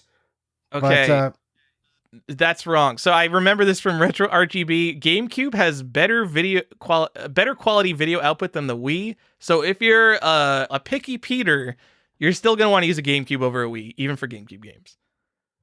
Really? Yep. Sorry. I'm literally on the GameCube vs. Wii Retro RGB article, and it says GameCube outputs much better quality video than original Wii systems. However, some later Wii models output video quality close to the GameCube. Okay. So fuck your Wiis. They're garbage. Throw them out. Okay. Well, you can just delete that whole thing because who gives a shit about that? I mean, you could also get the Dolphin emulator for your computer. Also, we don't.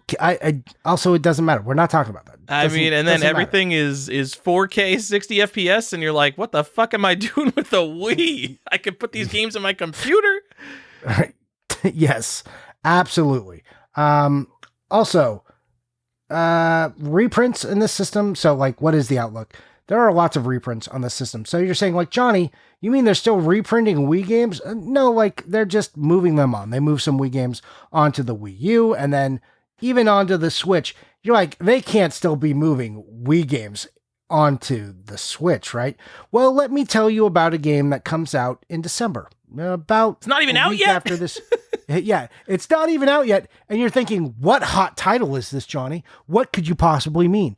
Hey, have you heard of this game Martian Panic? It's like one of the bulkiest bulk games, and it's coming to the Switch. So there you go. That's just like the exclusivity of a lot of these dumb titles is, I mean, they're shovelware, so they're going to shovel them through as many systems as they can because they were cheap to turn out and they're cheap to port to other systems. So just beware of that. Hey, also, the Wii is not expensive. If you need a Wii, you can go find it anywhere. This is like, oh my God, I can't believe I'm shaking right now. Went into the Goodwill, found a Grail. It's a Wii, dude. Yeah, they're in every one. Just go look behind your local dumpster, any dumpster, and you might find a Wii. That's how common they are. They're not expensive. So I got nothing else to say about that. Tyler, now let's end this episode. Let's end it with things. This is a nice like wrap up. The TLDR at the very end. I love that's where we put this. But should you collect this system? Yes and no. Give me three or four reasons to collect it, and then 3 or 4 not to. I got I have a couple. We can go back and forth if you like. Okay. I mean, I don't think there's anything super surprising. Johnny, should you collect the Wii? If I'm going to devil's advocate and say yes, it is 1, cheap, 2, perpetually available, which is not always true for cheap games, because you could think of like, oh, there's cheap Gamecom games, but if everyone went out and collected Gamecom, all of a sudden it wouldn't be available. But Wii games, probably as many people that will ever think about collecting Wii games could start collecting all the Wii games, and most of them would still be perpetually available. And 3, I'm ignoring your fourth reason here of motion control stuff. That is not a reason to collect Wii. 3. No, if you like motion controls, this is a thing. There's a reason that you might want to collect it. If you're nostalgic for that era of games, there you go. It's available. Johnny, we live in the world, like, I don't own any kind of VR headset, but the ones I've played, it's like, wow, it's like almost tracking my movement 1-to-1. And we're still not in the era where, it's like, wow, this feels like real life. Like, it's really tracking my movements 1-to-1. Like, I'm playing Beat Saber, and like, there's still a little bit of lag in Beat Saber, which is a little bit annoying for a rhythm game, but it's still pretty good. And you go back to the Wii, and it's fucking awful. So, man, no. But okay, if you like it, I don't like qualifying things because they were old and the technology at the time some things are shitty. No, bullshit. PlayStation is shitty, but fucking the PlayStation games are fucking amazing. No. But Wii's technology hampers the games because the technology is sometimes all of the technology hampers the game. You mean that the technology is a limiter to the game? Yeah, but what the Super Nintendo scaling features, like you play Castlevania 4 and you see the scaling and you're like, wow, this looks fucking awesome. And it's because it's a cool effect that's happening at 60 frames per second, which is still the modern standard. But you play a Nintendo 64 game that runs at 20 frames a second, and you're like, wow, this game is cool, but it fucking sucks because I'm playing it on the Nintendo 64. I don't like the argument that it's old, therefore the technology is bad, therefore you should not. We have already accepted that it's old. Like, why? That's not a call out for me. There's a lot of old games that are not hampered by their technology. To specifically call out the Wii technology as a pro, I think is wrong. I'm not calling out the technology as a pro, but I think some people like motion games. That's always if you like it, yes, collect it if you like motion control. How can you argue with my opinion that like, oh, I think maybe if you like this, you should like, are you insane? You're insane. The third reason to collect for the Wii, I think, is if you like researching and getting rare stuff that no one knows about, and you want to be a guy... No way, Tyler. Nobody likes to research. Are you kidding? You want them to read internet articles? Not read internet articles. Like dig through eBay and find the cool shit that no one knows about. You're missing the sarcasm. Fuck off. I love you, Tyler. This is probably like the cheapest console you could probably do it on, because like something I'm doing, I'm documenting NES PCB variants, and like there's some games I'm buying up where I'm spending like $20 a game on these games, and there's probably like Wii games, like first party Wii games that you could do for like $7 a game. And I don't know, whatever the kids care about, document the imprint codes on the inside of cases underneath the insert art. If you're just like an absolute crazy person, shout out to Dan Gomez, our crazy case insert imprint guy. You could be that guy. I don't expect there's many people listening to this podcast that will be that guy, but that option is there. Now, for the more sensible listeners, Johnny, tell us the 3 reasons you shouldn't collect the Wii. This is gonna blow your mind. Also, I'm so delighted that I got you to tell me to fuck off. That was that means I got you. That means I won that point. Anyways, because completionists, you're crazy. Don't do this. It's a big library full of junk. Do not be that way. Get away from it. It's Johnny, too big. The hidden gems. What about Zack and Wiki? What about Muramasa, the Demon Blade? Yeah, you what should about those are the only 2 hidden gems that Heavenly Sword. I'm sorry, those are the only 3 hidden gems that anyone ever brings up. What Heaven's Guardian, right? Heavenly Guardian. Right? Oh, I said Heaven's Sword. Yeah, Heavenly Guardian. That's the 3rd one. That still counts as the 3rd one. Just because I said it wrong doesn't make it another one. Yeah, you're right. You should go buy those games. Like, if you're a game collector, there are definitely games on the Wii you should own. There's a lot of cool ones. No, another one I found every time I was looking for like all the hot games to see if I missed anyone. The fucking A Boy and His Blob. I think that was a WiiWare game that got a physical release. How did A Boy and His Blob become like, this is one of the best Wii games? And like, fucking... So I don't like the NES A Boy and His Blob at all. I've played a little bit of the Wii version, and I'm like, all right, it's a fucking platform. I don't like A Boy and His Blob mechanics. How did that become one of like, oh my god, it's an exclusive and it's innovative and I love puzzle platform games. So fuck A Boy and His Blob.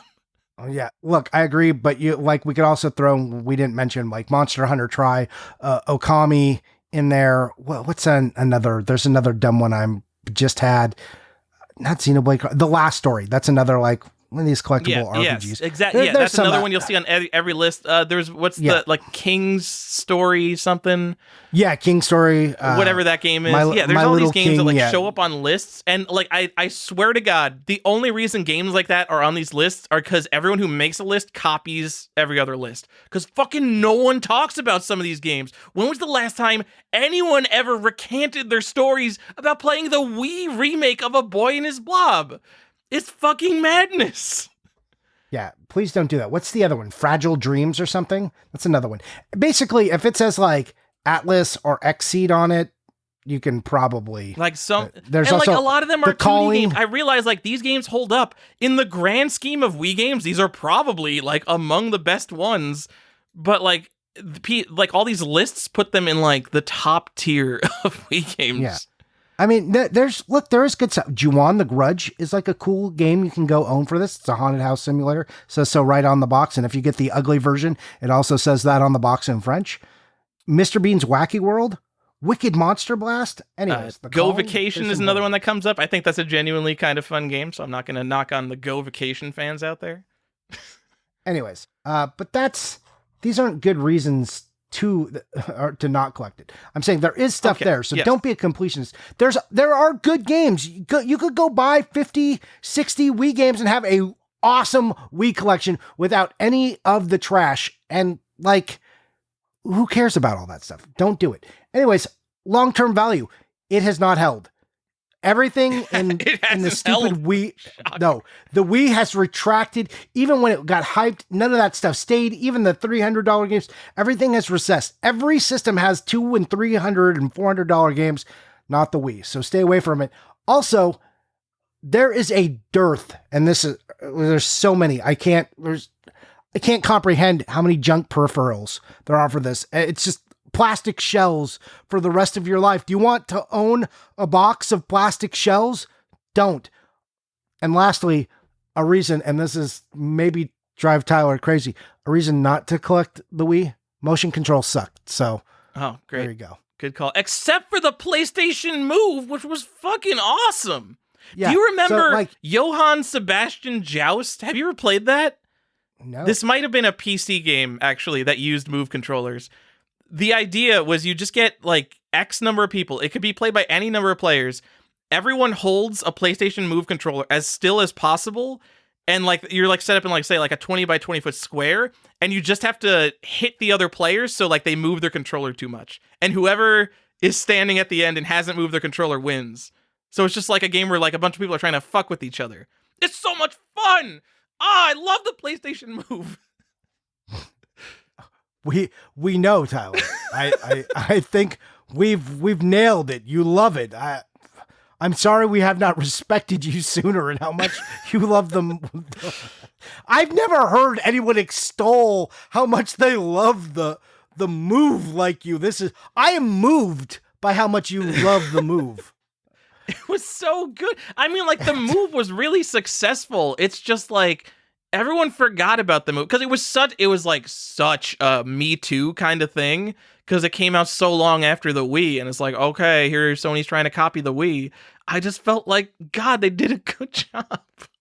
Like fucking PlayStation VR. Like, I'm sorry for PlayStation VR people.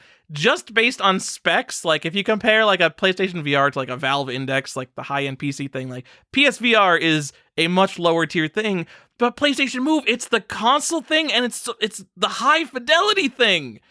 Tyler, we will do. Let's do an exclusive Move episode for you. We can talk about all the great Move games, so you can stop talking about them on the Wii episode. All right. Anyways, that's it. A breezy episode. Yeah, a breezy episode, real fast, where Tyler and I fight about the Wii. Please enjoy. Tyler, I'm gonna pitch you a new segment, and tell me if you're interested in partaking in this segment. Yeah. Okay, you ready? Sure. Switch games you've never heard of. We just do it every time we do an episode. I will just bring you a Switch game you've never heard of. I am not super interested in this, but you know what? Whatever. Let's do it. All right. Switch game you've never heard of. Mozart's Requiem for the Nintendo Switch. What is it? This is a full 3D third-person game that is actually depicting real characters from historical records, and you conduct the Prague Symphony as part of the gameplay with the 3D controller. Are you interested? The problem with this, I recently saw a VR game it's Beat Saber, except you're conducting a symphony, and it has hand tracking, so when like the choir is like going up, you use your hand to like move up and have the choir raise their voices. And whatever Switch bullshit you're talking about could not possibly be as cool as the game I've already seen. Okay. But Mozart only has 24 hours to unravel one of the greatest mysteries ever. You're Mozart and you're solving a mystery. Oh, this sounds even worse. Like I'm in it for this is like realistic graphics. I thought this would be like a cartoony Wii looking game. What is going on? I mean, like realistic as much as you can get for a game that looks like it was made with $100. Yeah. It features licensed and original score. Okay. By this isn't a rhythm game. You made it sound like a rhythm game. What the fuck on earth is this? What is this game? Was it a Mozart adventure game? Yes. In stock, $12, Amazon Prime. This is one of those games. Who is going to have this in 20 years when the Switch is rare and collectible? This is going to be at the top of the list. Who had Mozart's Requiem? $12 shipped right now for the Mozart adventure game. Switch or PS4. Do you want to know who's going to have that game, Tyler? Who's going to have that game? I'm going to have that game because I've already purchased it for $11.99 Amazon Prime, baby. Top review on Amazon is a 3-paragraph review titled Extraordinarily Bad. There's also a review that says overpriced from October when the game was probably also $12 shipped. Doesn't matter. Mozart Solves a Mystery is the name of this game in my brain. So, all right, there becomes a point, maybe when you have thousands of video games, because all these games are so cheap and we're all hoarders. Most people listening to this show, sorry to tell you if this is news, you guys are hoarders. I'm there with you.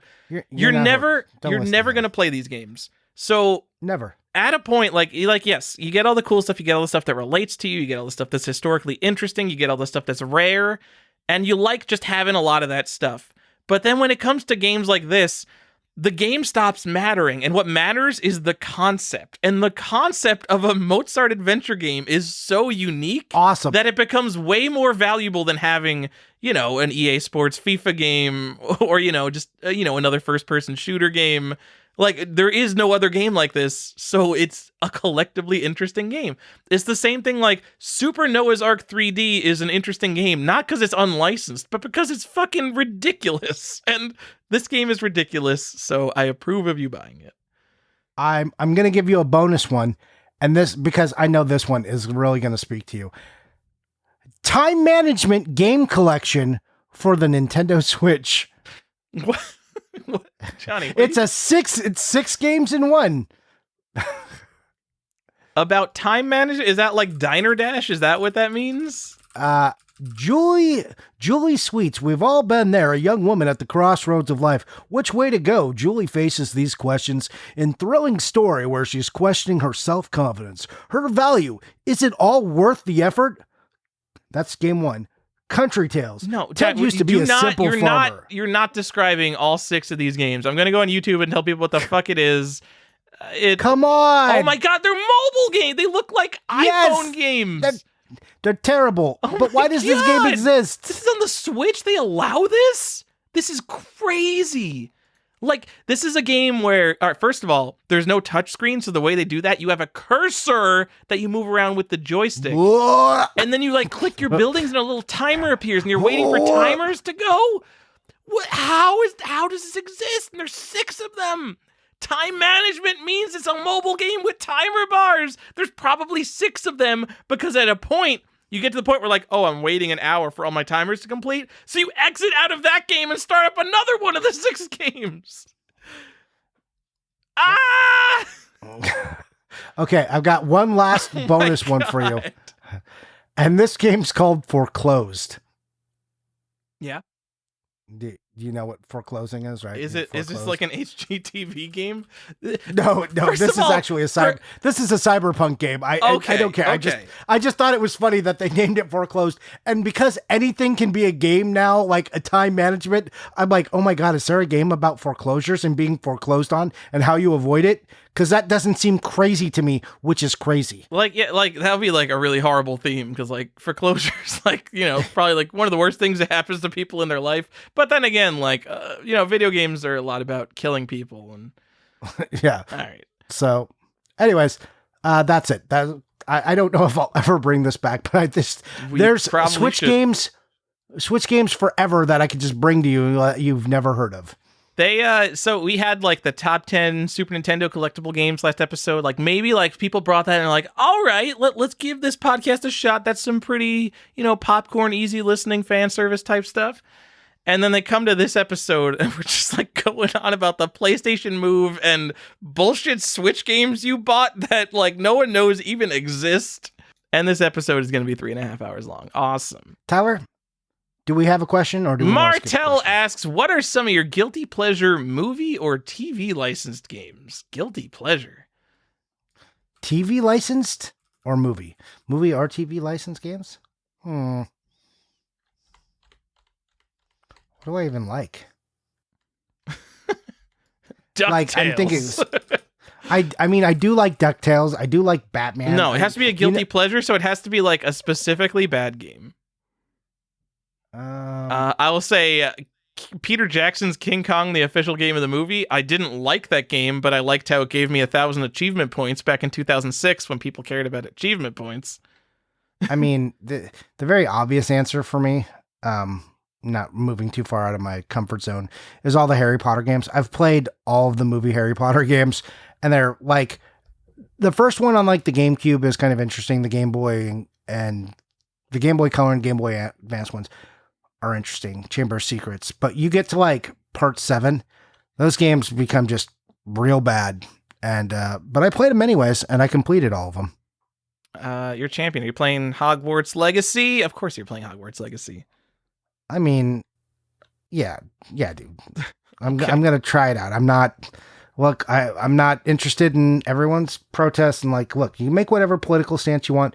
That's cool. I'm not here for the politics. I want to walk around Hogwarts. That's all I'm saying. I want to walk around Hogwarts. I'm just saying, I'm walking around Hogwarts Legacy and I'm noticing that there just aren't very many minorities, Johnny. How come J.K. Rowling made this game like this? Did she make this game? I was unaware she made it. They probably, you know, I bet like the development team specifically makes like Harry Potter games have things that J.K. Rowling would not like with her politics and try to like hide that a little bit from her. Oh, I'm sure. Also, if you look, I think in the first trailer, I believe it was a black protagonist. I believe so. I believe so. I mean, I could be wrong, but also J.K. Rowling. Like no one should be upset about diversity. So just like, why are we upset about these things? That you should like, especially if it's a game where you customize your own character. Who cares what the character looks like? Like all games where it can be, you should just be allowed to make a character look like whatever you want. Who cares? It's a game you're playing in your home. You're not bothering anyone. All right. Character creation is bullshit. I'm done with it. I never want to create another character again because I spend way too long on it, and then I'm never looking at my character anyway. Yeah, just give me an experience. I don't want to make a character. That like 100%. You might as well be a blue skin Martian. Who cares? Johnny, all right, I'm just going to use this question as an excuse to tout my my world record here. Home Alone for NES, I have the #1 world record speedrun on speedrun.com. That is because Home Alone on NES is a game that ends in 20 minutes if you win. So if you beat Home Alone on NES, congratulations. You are the number one fastest person on Earth to ever beat Home Alone on NES. But the fun part about this is there's a weird way. So the basic premise of Home Alone is that the wet bandits are chasing you around the house. Are you telling people what Home Alone is about? Of the game? Do you think people played the game? Oh, I thought you were just giving them a synopsis. I'm doing that and I'm just starting out like, the wet bandits, of course. No. I was like, that is a weird... Yeah, okay. It's a platformer where the wet bandits are chasing you around a house. It's just like a set level, and you just have to avoid them for 20 real-time minutes. And as long as you run away from them, you can like set traps and stuff. Fucking whatever, it's Home Alone. But you just basically run away from them and make sure they don't corner you, and you win. And there's a way to glitch them on the outside of the house so they can't move. So in the first 30 seconds you're playing the game, you glitch the guys, and then you just wait 19 minutes for the game to time out, and then you win and you have an all-time fastest time on speedrun.com. So that's just an excuse to bring up that fun fact for me. Congratulations, you champion. Yeah. All right. Daddy Milk asks the stupid question, and then NZ Collector asks... Whoa, rude. All right. He asks, which way to the nearest bathroom? Okay, that's I'm sorry, Daddy. NZ Collector asks, how have your interactions and dynamics with collectors changed since the podcast has started? Since all three of you have decent-sized followings, do I have a decent-sized following? Holy shit. Have you noticed any change in the way people have interacted with you? Tyler, you want to take that? You want to talk about how much people worship you now? Dude, what the fuck are you talking about? The high-end people speak of you with such reverence. So that's the funny thing. So Tyler got way more attention in Portland than I did. I'm just saying, he was so popular. It was really weird having people recognize my voice, because like we are not a huge podcast. Like I'd understand recognizing like Pat the NES Punk's voice because he has like tens of thousands, hundreds of thousands, probably millions of YouTube subscribers, maybe hundreds of thousands. But like we get like a few thousand. But yeah, the most popular I ever was Retro Gem Miner, and everyone loved that. And I have like lost my inspiration because being funny is really hard, and the ideas I have in the bag for YouTube are non-comedy based videos. So I get more people annoyed at me that I'm not making the content they liked anymore than I get like, that's like the weirdest interaction I have with people now. People are like, oh, hey, it's Tyler. When are you going to make another Retro Gem Miner video? I literally got a comment, like I was tagged in a comment on Facebook today about Retro Gem Miner. He's like, oh yeah, that guy used to be cool 2 years ago. So, ouch. I get that now, but like, I don't think, like, I'm just some guy. So I have not changed in the way I interact with people at all. No, I interact exactly the same way. I don't think people approach me differently. Maybe they do. But I don't ever treat anyone differently, so hopefully that's the interaction everyone else walked away with. So you can either find me when I'm trying to be super helpful, or maybe you found me when I'm grumpy. Those are like my two modes. All right, Johnny, we're going to do one more question because it's really easy. Daddy Milk asks, what's the worst comic strip ever run in U.S. newspapers? And as someone who would pull the funny pages out of every single Sunday news as a kid, this is a really easy answer for me. Do you have an answer, Johnny? Family Circle. Oh, yeah. So Family Circus is a good answer, but they didn't, that was not in print in Newsday on Long Island when I was reading comics. It's fucking Doonesbury. Oh, man, Doonesbury's... I don't understand Doonesbury. I could go... Like, there are things, like, you go back and you're like, okay, this was for adults. Like, what? Like, Frasier was probably... It was a TV show for adults to relate to. And probably a lot of sitcoms are like that. So you would think that, like, Doonesbury is like, okay, this isn't funny for kids, but maybe it's funny for adults. It's fucking not! Go read any Doonesbury strip. They're all bad. I don't understand it. Is it just a baby boomer thing?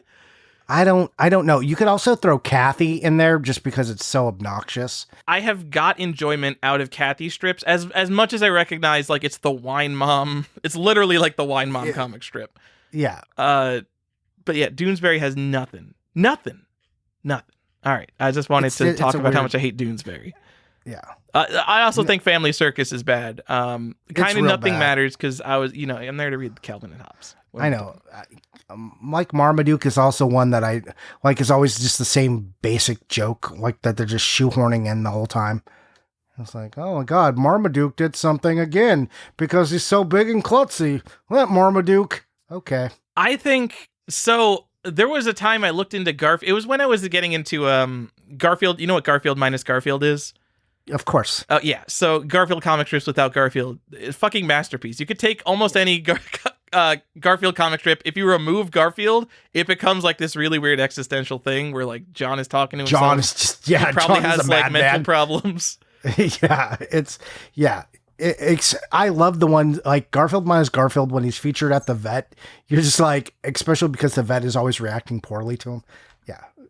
And the best part about Garfield minus Garfield is that it's not that far of a stretch from what's actually happening in the strip because John can't hear Garfield's thoughts. Garfield doesn't talk, Garfield thinks, and then within the context of the comic strip, 3 panels, John usually responds to something that Garfield feels. So when you remove Garfield from the situation, he just seems like a fucking crazy person.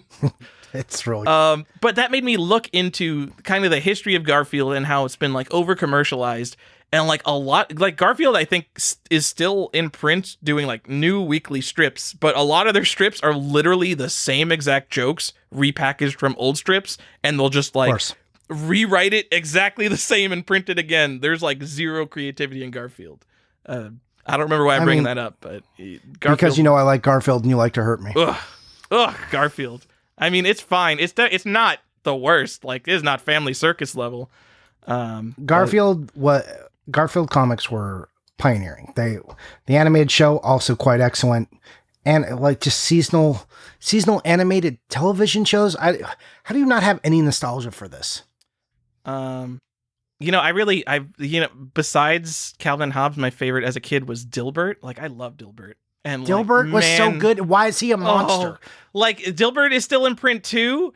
Like, Dilbert is actively like racist now. Like, they're like, they're like he problematic. He was just like comics. Now. Yeah, he's like, oh yeah, you thought I was bad before. Here's how I really feel. And then people just embraced it. And I don't know if that makes the comic better or worse. Yeah, I mean, I'm in no way condoning like his weird, like paranoid, racist, ultra conservative, super white views at all. But like the fact that he just like said fuck it and then kept doing it and people still bought it. He leaned into it as like, I'm going to be the comic strip for far right people to laugh at the woke left because we're going to have a black character and it's going to be a big deal. And he's going to call people racist and woke in my fucking Dilbert comic. And now I have to, when I'm reading my old Dilbert strips, I have to like go and look for like, is there like some commentary in here that maybe he was trying to suggest in the 90s that I didn't pick up on as a kid? Oh man, I had the Dilbert. Like, did you ever see the TV series? I love the TV series. I know. I have the DVDs of that, and like I was going through the box that had the DVDs in it, and I saw it. I was just like, "Oh, poor Dilbert, you're not getting watched again." Oh no! Come on. Oh, I know. Can we separate the art from the artist? We literally can't, because like there has to be a point where like it's more than background and it bleeds into like, okay, my focus in life, I assume the guy who makes Dilbert is rich, but he's just like, all right, now all I have to do is put my political opinions into my art and try to influence people's opinions through comic strips. Yeah, I don't know. His version feels a little yuckier. Maybe he just feels more. It feels more subversive somehow, and I don't know why. But yeah, it's upsetting.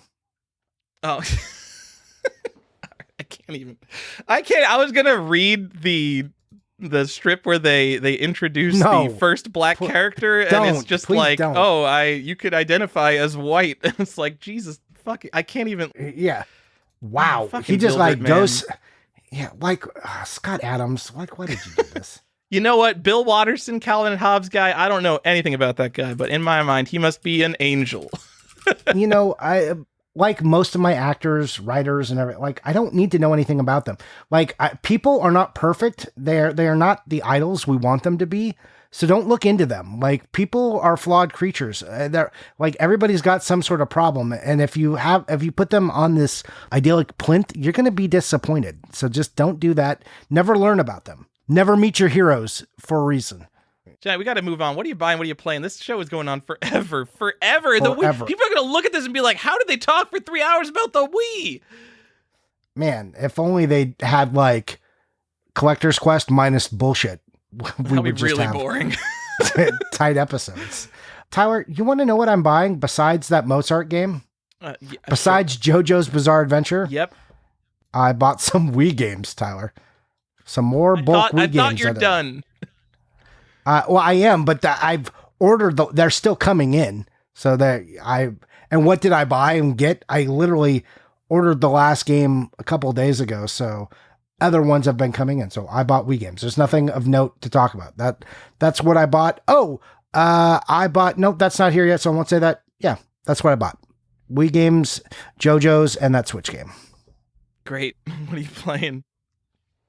What am I playing? Hey, that's a more interesting question.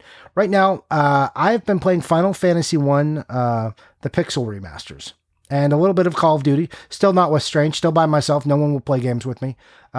It's really sad. Like, I have this whole podcast and everything and like a Discord, and I will stream, and then no one will even come and visit me. And I'm just in the general channel. No one will even just like pop in and be like, yo, nothing. I mean, to be fair, you have a Discord of 100 people. If you did the same thing on YouTube, which has like 1 billion people, you'd still get 0 people. Oh, so. yeah, no one. No, but this, like, these are my friends, right? These are like not even you stopping. You're like in there chatting. You don't even stop in and say hi. Yeah, I saw you streaming. I was like, whoa, what's going on? Why is there a little, there's like some kind of icon in Discord that I don't normally see. And it's like, oh, Johnny's live. And I'm like, what am I going to do with Johnny's live stream? Because, if I join, I don't want to be there for like a minute and they'd be like, okay, bye, Johnny. I was in the middle of doing something and it's more important than watching you play fucking video games. No, I don't, to be clear, I don't want anyone to actually watch me play video games. I stream. I literally stream in case anyone wants to pop in and say hi. I don't expect anyone to come in and be like, oh, here, let me seriously watch you play Final Fantasy. Like, it's not a very exciting game to watch.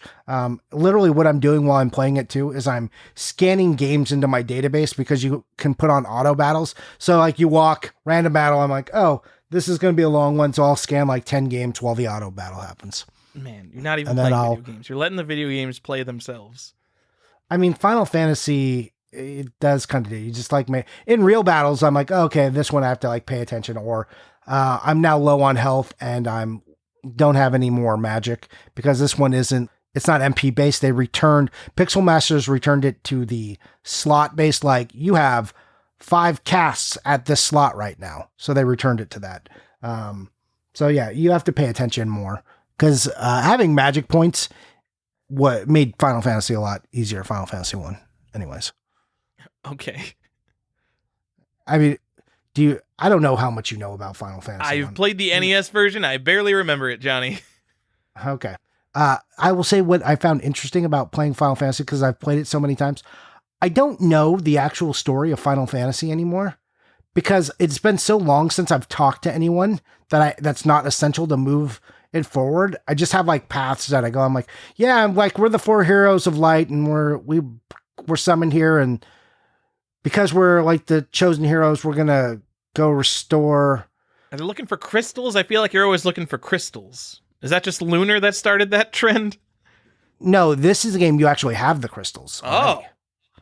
You are the 4 heroes of light, so you come with the crystals, and that shows that you are the chosen ones. So yeah, I'm like trying to remember. I'm like, why am I down here?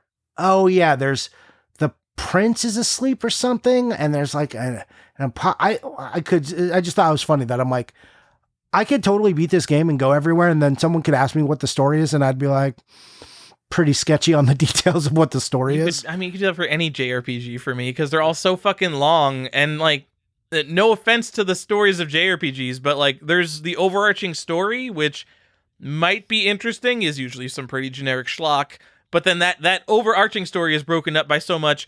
I go to the village, and like, there's this little part of the story where the lady's like, oh, my child got lost in a cave, go find him, and like, in terms of narrative, that shit does not matter, yet it makes up a lot of what you do in those games. Yep. Anyways, I'm done talking about what I bought and what I played. Tyler? All right, Johnny, I've been looking into the early history of FPS, and I bought a bunch of games that probably no one has ever heard of. So, okay, I got the original release of Alpha Waves. I already had some American release, but I got the European Atari ST release of Alpha Waves. This is not a first-person shooter. This is it's maybe the first 3D platform game, sort of, kind of. No one cares about Alpha Waves. RoboCop 3, though, for the Amiga, Johnny, is also a game that no one cares about, which is probably only notable in that it predates Wolfenstein 3D and is a fully polygonal first-person shooter. But part of the reason no one remembers RoboCop 3 is, one, there were other games named RoboCop 3 that are not first-person shooters. Is that on, like, Super Nintendo? Yeah. All right. That's not a first-person shooter, right? Actually, no. RoboCop 3 is on the NES. Is it on this? It's not on the Super Nintendo. It's on NES? It is. Yeah. No, it's on. It's on Super Nintendo, Johnny. Nintendo. That's a platformer. Anyway, making my point crazy here. RoboCop 3, it's a first-person shooter, but we had not figured out first-person controls, so you walk normally, and then you drag your cursor around the screen, and it plays like a Wii game. So, like, the center of the screen, you don't move, you just aim, and then you drag your cursor to the side of the screen to move. And it's fucking awful. But, interesting in that it predates Wolfenstein. And it is on the NES. Got you. Oh, whatever. I'm sorry I didn't remember RoboCop 3. No, you just talked to me like I was crazy, and then I remembered. But Super Nintendo, I feel like, is the thing you should know off the top of your head. You're the Super Nintendo guy. Yeah, but I couldn't remember if it was just on the NES. Like, you get them confused. You're like, is it? And then you don't know. Anyways, who cares? I just wanted to have 1 point against you. Just move on. Those two I'm going to call the expensive games. Those were $50 and $30 respectively. And then the cheap games, which were about $10. Dark Side, which is a really early first-person adventure game, and Corporation, a 1990 first-person shooter that I'm going to actually call a first-person shooter, which is not something you could say about many games earlier than Wolfenstein 3D. That was ported to the Mega Drive. It kind of sucks, but I mean, it's a first-person shooter, and I've never heard of it, and it predates Wolfenstein by 2 years. Spent like $9 on it. Kind of cool. All those games no one cares about. Like, hit me up if you've heard of any of those games. Because I didn't until I really started researching stuff. And then, Johnny, I'm playing Space Sim for the Play-Doh Network. Huh? You play a lot of Space Sim? I do. Nope. Johnny, I don't think anyone has seriously played Space Sim in decades, because there's no real gameplay footage on YouTube. There's no instructions on how to play the game, and the in-game instructions are incorrect. So you can bring up the help. It's a 3D space simulation. 1974. You're flying around 3D space. There's some element of collecting resources and moving them to your base. And then you can fly around 3D space and shoot other ships in battles. 1974, this game is amazingly complex. You think of games from the early 70s, you think of like Magnavox Odyssey and Pong. And then there's this game, just like slaps its dick on the table. It is so far advanced beyond most games you would think of the era. And no one knows how to play it because there's no instructions, and the instructions are fucking wrong. This sounds terrible. I'm writing up instructions and a big tutorial on how to play Space Sim because it's really cool. It's a part of history. It didn't influence anything because how many people played Play-Doh games? Not many, but it's an interesting part of history. And one of the coolest things in the game is that at first when I was playing, I thought that I couldn't see other players. I thought like the actual multiplayer aspect of the game is broken because you start out in the spaceship, you leave your base, and you see like this big wireframe base behind you. And if you come up on a planet, there's this big wireframe planet that you can see from 100,000 units of distance away. And I spend 5 minutes navigating my two ships. I'll log in 2 players at the same time, navigate them to the same space, and they'll be like, oh, I can't see them, something's wrong. But it's because the game is fucking realistic, and finding a tiny little spaceship in 3D space would be fucking impossible in real life. So you have to put them right on top of each other and then use magnification to even see another player. It is like this whole big process to even see another player. I made one of my guys shoot another guy, one shot, fire, and hit, And I'm like, that's it. I have played the most space sim of anyone in probably 40 years. That legit just sounds awful. It's awful. It's been a lot of trial and error. I think I'm done playing it though. Like I'm only talking about this so much. Like I have played this for hours just to figure out what the fuck is going on. All right. That's it. That's literally all I've been playing. All right. Are we done? We're done. We did it. Hey, everybody, you should be hearing this right, a couple weeks before Christmas or 2 weeks before. I hope you have a nice holiday, and we will be back with another episode before the new year where we will we'll do a little wrap up, but we got some interesting eBay history stuff we're going to talk about just the price of games and how collecting has moved, how we've moved, and we get a big financial look into what's happened with us individually. So that should be fun. And thanks so much for listening. And if you want to hang out with us, you can find us where? Tyler, where are you? Oh, I'm Default Gen, Default GEN on the Instagram, Discord, and Video Game Sage. And I'm Johnny_Iucci. I'm on Instagram there, and I'm Johnny on the Discord. And if you want to hang out on our Discord, you can do so by joining our Patreon, which is patreon.com/collectorsquest. You can do it for $2 to get access to the Discord, $4 to get the bonus content, or $6 because you really like us and some other stuff we're trying to work out. Anyways, that's it for this episode. Thanks so much. Have a nice holiday, and we'll talk to you soon. Bye! That is our show. If I wrote down any corrections while I was editing this, I lost them by now, so everything we said, 100% correct. Thank you to ApeBit, apebit.bandcamp. What is it? apebit.bandcamp.com, like the monkey.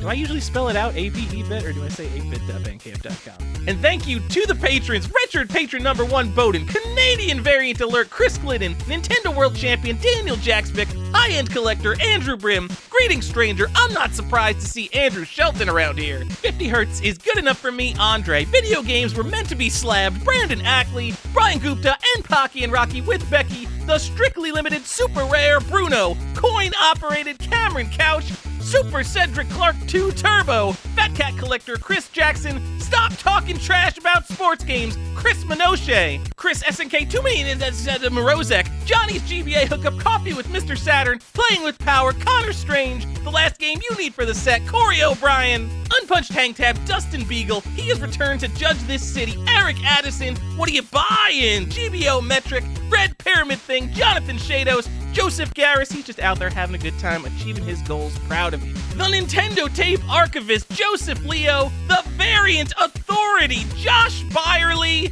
Josh, I tried thinking of a cool name for you, but I mean, you collect like everything. And you collect a lot of things that people don't collect, like me and Josh have conversations about download card variants, like the Breath of the Wild DLC and like Minecraft download cards that you buy from Walmart, and he starts talking about like Roblox cards. Man, I do not care about Roblox cards. Josh kind of collects everything, and he's been around forever, and he's super smart. It's really hard to come up with a name for someone like that. So you're just the Variant Authority, Josh. If you don't listen to his podcast, he's got a podcast too. It's videogamecollectors.net. Actually, I'm looking at it right now, and he hasn't updated that website in 4 months. So just go on YouTube and look up Video Game Collectors Podcast, because otherwise you're probably not going to find it. Josh, there's your advertising plug. I hope it was worth it. The Pinball Guy, Joshua Gelb, Lance Lord Hardstyle Z, Commander Mark Halstead, and this is his favorite store on the Citadel, The Degenerate Matt Ball, hosting in the Discord right now, Michael Chiaramonte, Mint Condition, Mora Bros, Mr. CIB, get your loose Genesis carts out of here, Nicholas Mad Dog McCree DiMaggio, Funkoland Employee, Platform Agnostic, read the game show. The Famicom Box, Retro Game Enthusiast. They could be Ghost and Goblins twice. Chefish, Sean, The Gamer Collective, The New Craft, who can beat Mega Man without the pause trick. Previously unknown variant, Tim Walker, From the Internet, Todd Fisher, Can't Put Limits on Collecting, BG Collectaholic, The Millennium, Will Joe, Keeper of the Zelda variant, Zero X Def Code, Previous Game Collector, Adam Kavanaugh. Getting the full PS2 set because Stefan won't. All caps. What a 9.8, A++, Benji, the actually rare Bird Dog Gaming, dropping the Mario 64 Penguin off the mat, Brandon Chalker, Brandon Rogers, whose favorite episode is the wrestling episode. That joke gets less timely every month that passes, and I kind of love it. Christopher Piper, still shaking from what he found at Goodwill, still finding deals in 2022. Colton Murphy, a winner is him. David Green, Derek Lauer, who made me edit this show, Don Libby, the hero of time, Double Ugly presents Double Ugly, the official game of the movie, actually understands the Zelda timeline, Jeff Pierce, the actual Shinobi, Jasonic the Kid, Jeff the Game Boy Farris, he is Error, Jeff Russell, Jeremy Jarvis, here for the Pog Talk, Jeremy Matson, and the Order of No Quarter. Joe actually plays his games Champity, Video Game Art Collector because video games are art, Justin Tachio, Kevin Zylog, Z80 Zaker, Strands Type Game, Chris Shipley, what a horrible night to have living in bits. Nick the Video Game Database Morgan, Homebrew Mastermind Vertop, Off the Map, NZ Collector, the primary, I almost said the other guy, the primary guy who collects Korean releases, Peaceful Games, Dungeon Master, Reed Stubenik, the promoter, Retro RPG Podcast. Let me give like an update, because I like shouting out people who are doing their own stuff here. I say the promoter Retro RPG Podcast because they literally signed up to Patreon with the name Retro RPG Podcast. But retrorpg.net, nice URL by the way. Yeah, their podcast, the new podcast came out less than a week ago on Live Alive. So Retro RPG Podcast. Hello, Sean Razine, Tex who collects for Jaguar, Saventori, and he knows all 97 Nintendo games, 32 bits or less, do the math, Andrew actually collecting N-Gage O, the unusually rare Andy Hagens, Ben Parker, a bad enough dude to rescue the president, Chesno, all your base are belong to him, Colby, he is Sinistar, Corhagen does what Nintendo don't, Danny McArdle, who thought this was the Retronauts Patreon, the Modern Database, Danny Gomez, Dara Sadat, welcome to Die, the Philatelist, Dork Overlord, my childhood PlayStation idol, Game-Rave.com. Oh man, should we change this? Okay, hold on. I mean, my childhood PlayStation idol makes you sound old, so I've never liked that nickname. But legitimately, since I've started collecting, like, GameRave.com has been the place to go for PlayStation information. Jason Dangerboy Dvorak. Collecting PlayStation when everyone else thought collecting PlayStation was, like, too modern and recent and stupid. And also collecting all the other collectible stuff, because his collection's awesome. But his latest video on the GameRave YouTube channel, in, like, the 90s or early 2000s, I guess it was when the PlayStation 2 came out. In the early 2000s, he won a Sony contest where you had to submit a 30-second video to be called the biggest PlayStation collector, or the official biggest PlayStation fan. And Jason won by showing off, it's a terrible 30-second video, sorry Jason, but he's showing off all his PlayStation games, and he admits this in the video, but his video is just like, I bought all your stuff, look, I've got 1,000 PlayStation games, I'm the biggest fan, and that's it.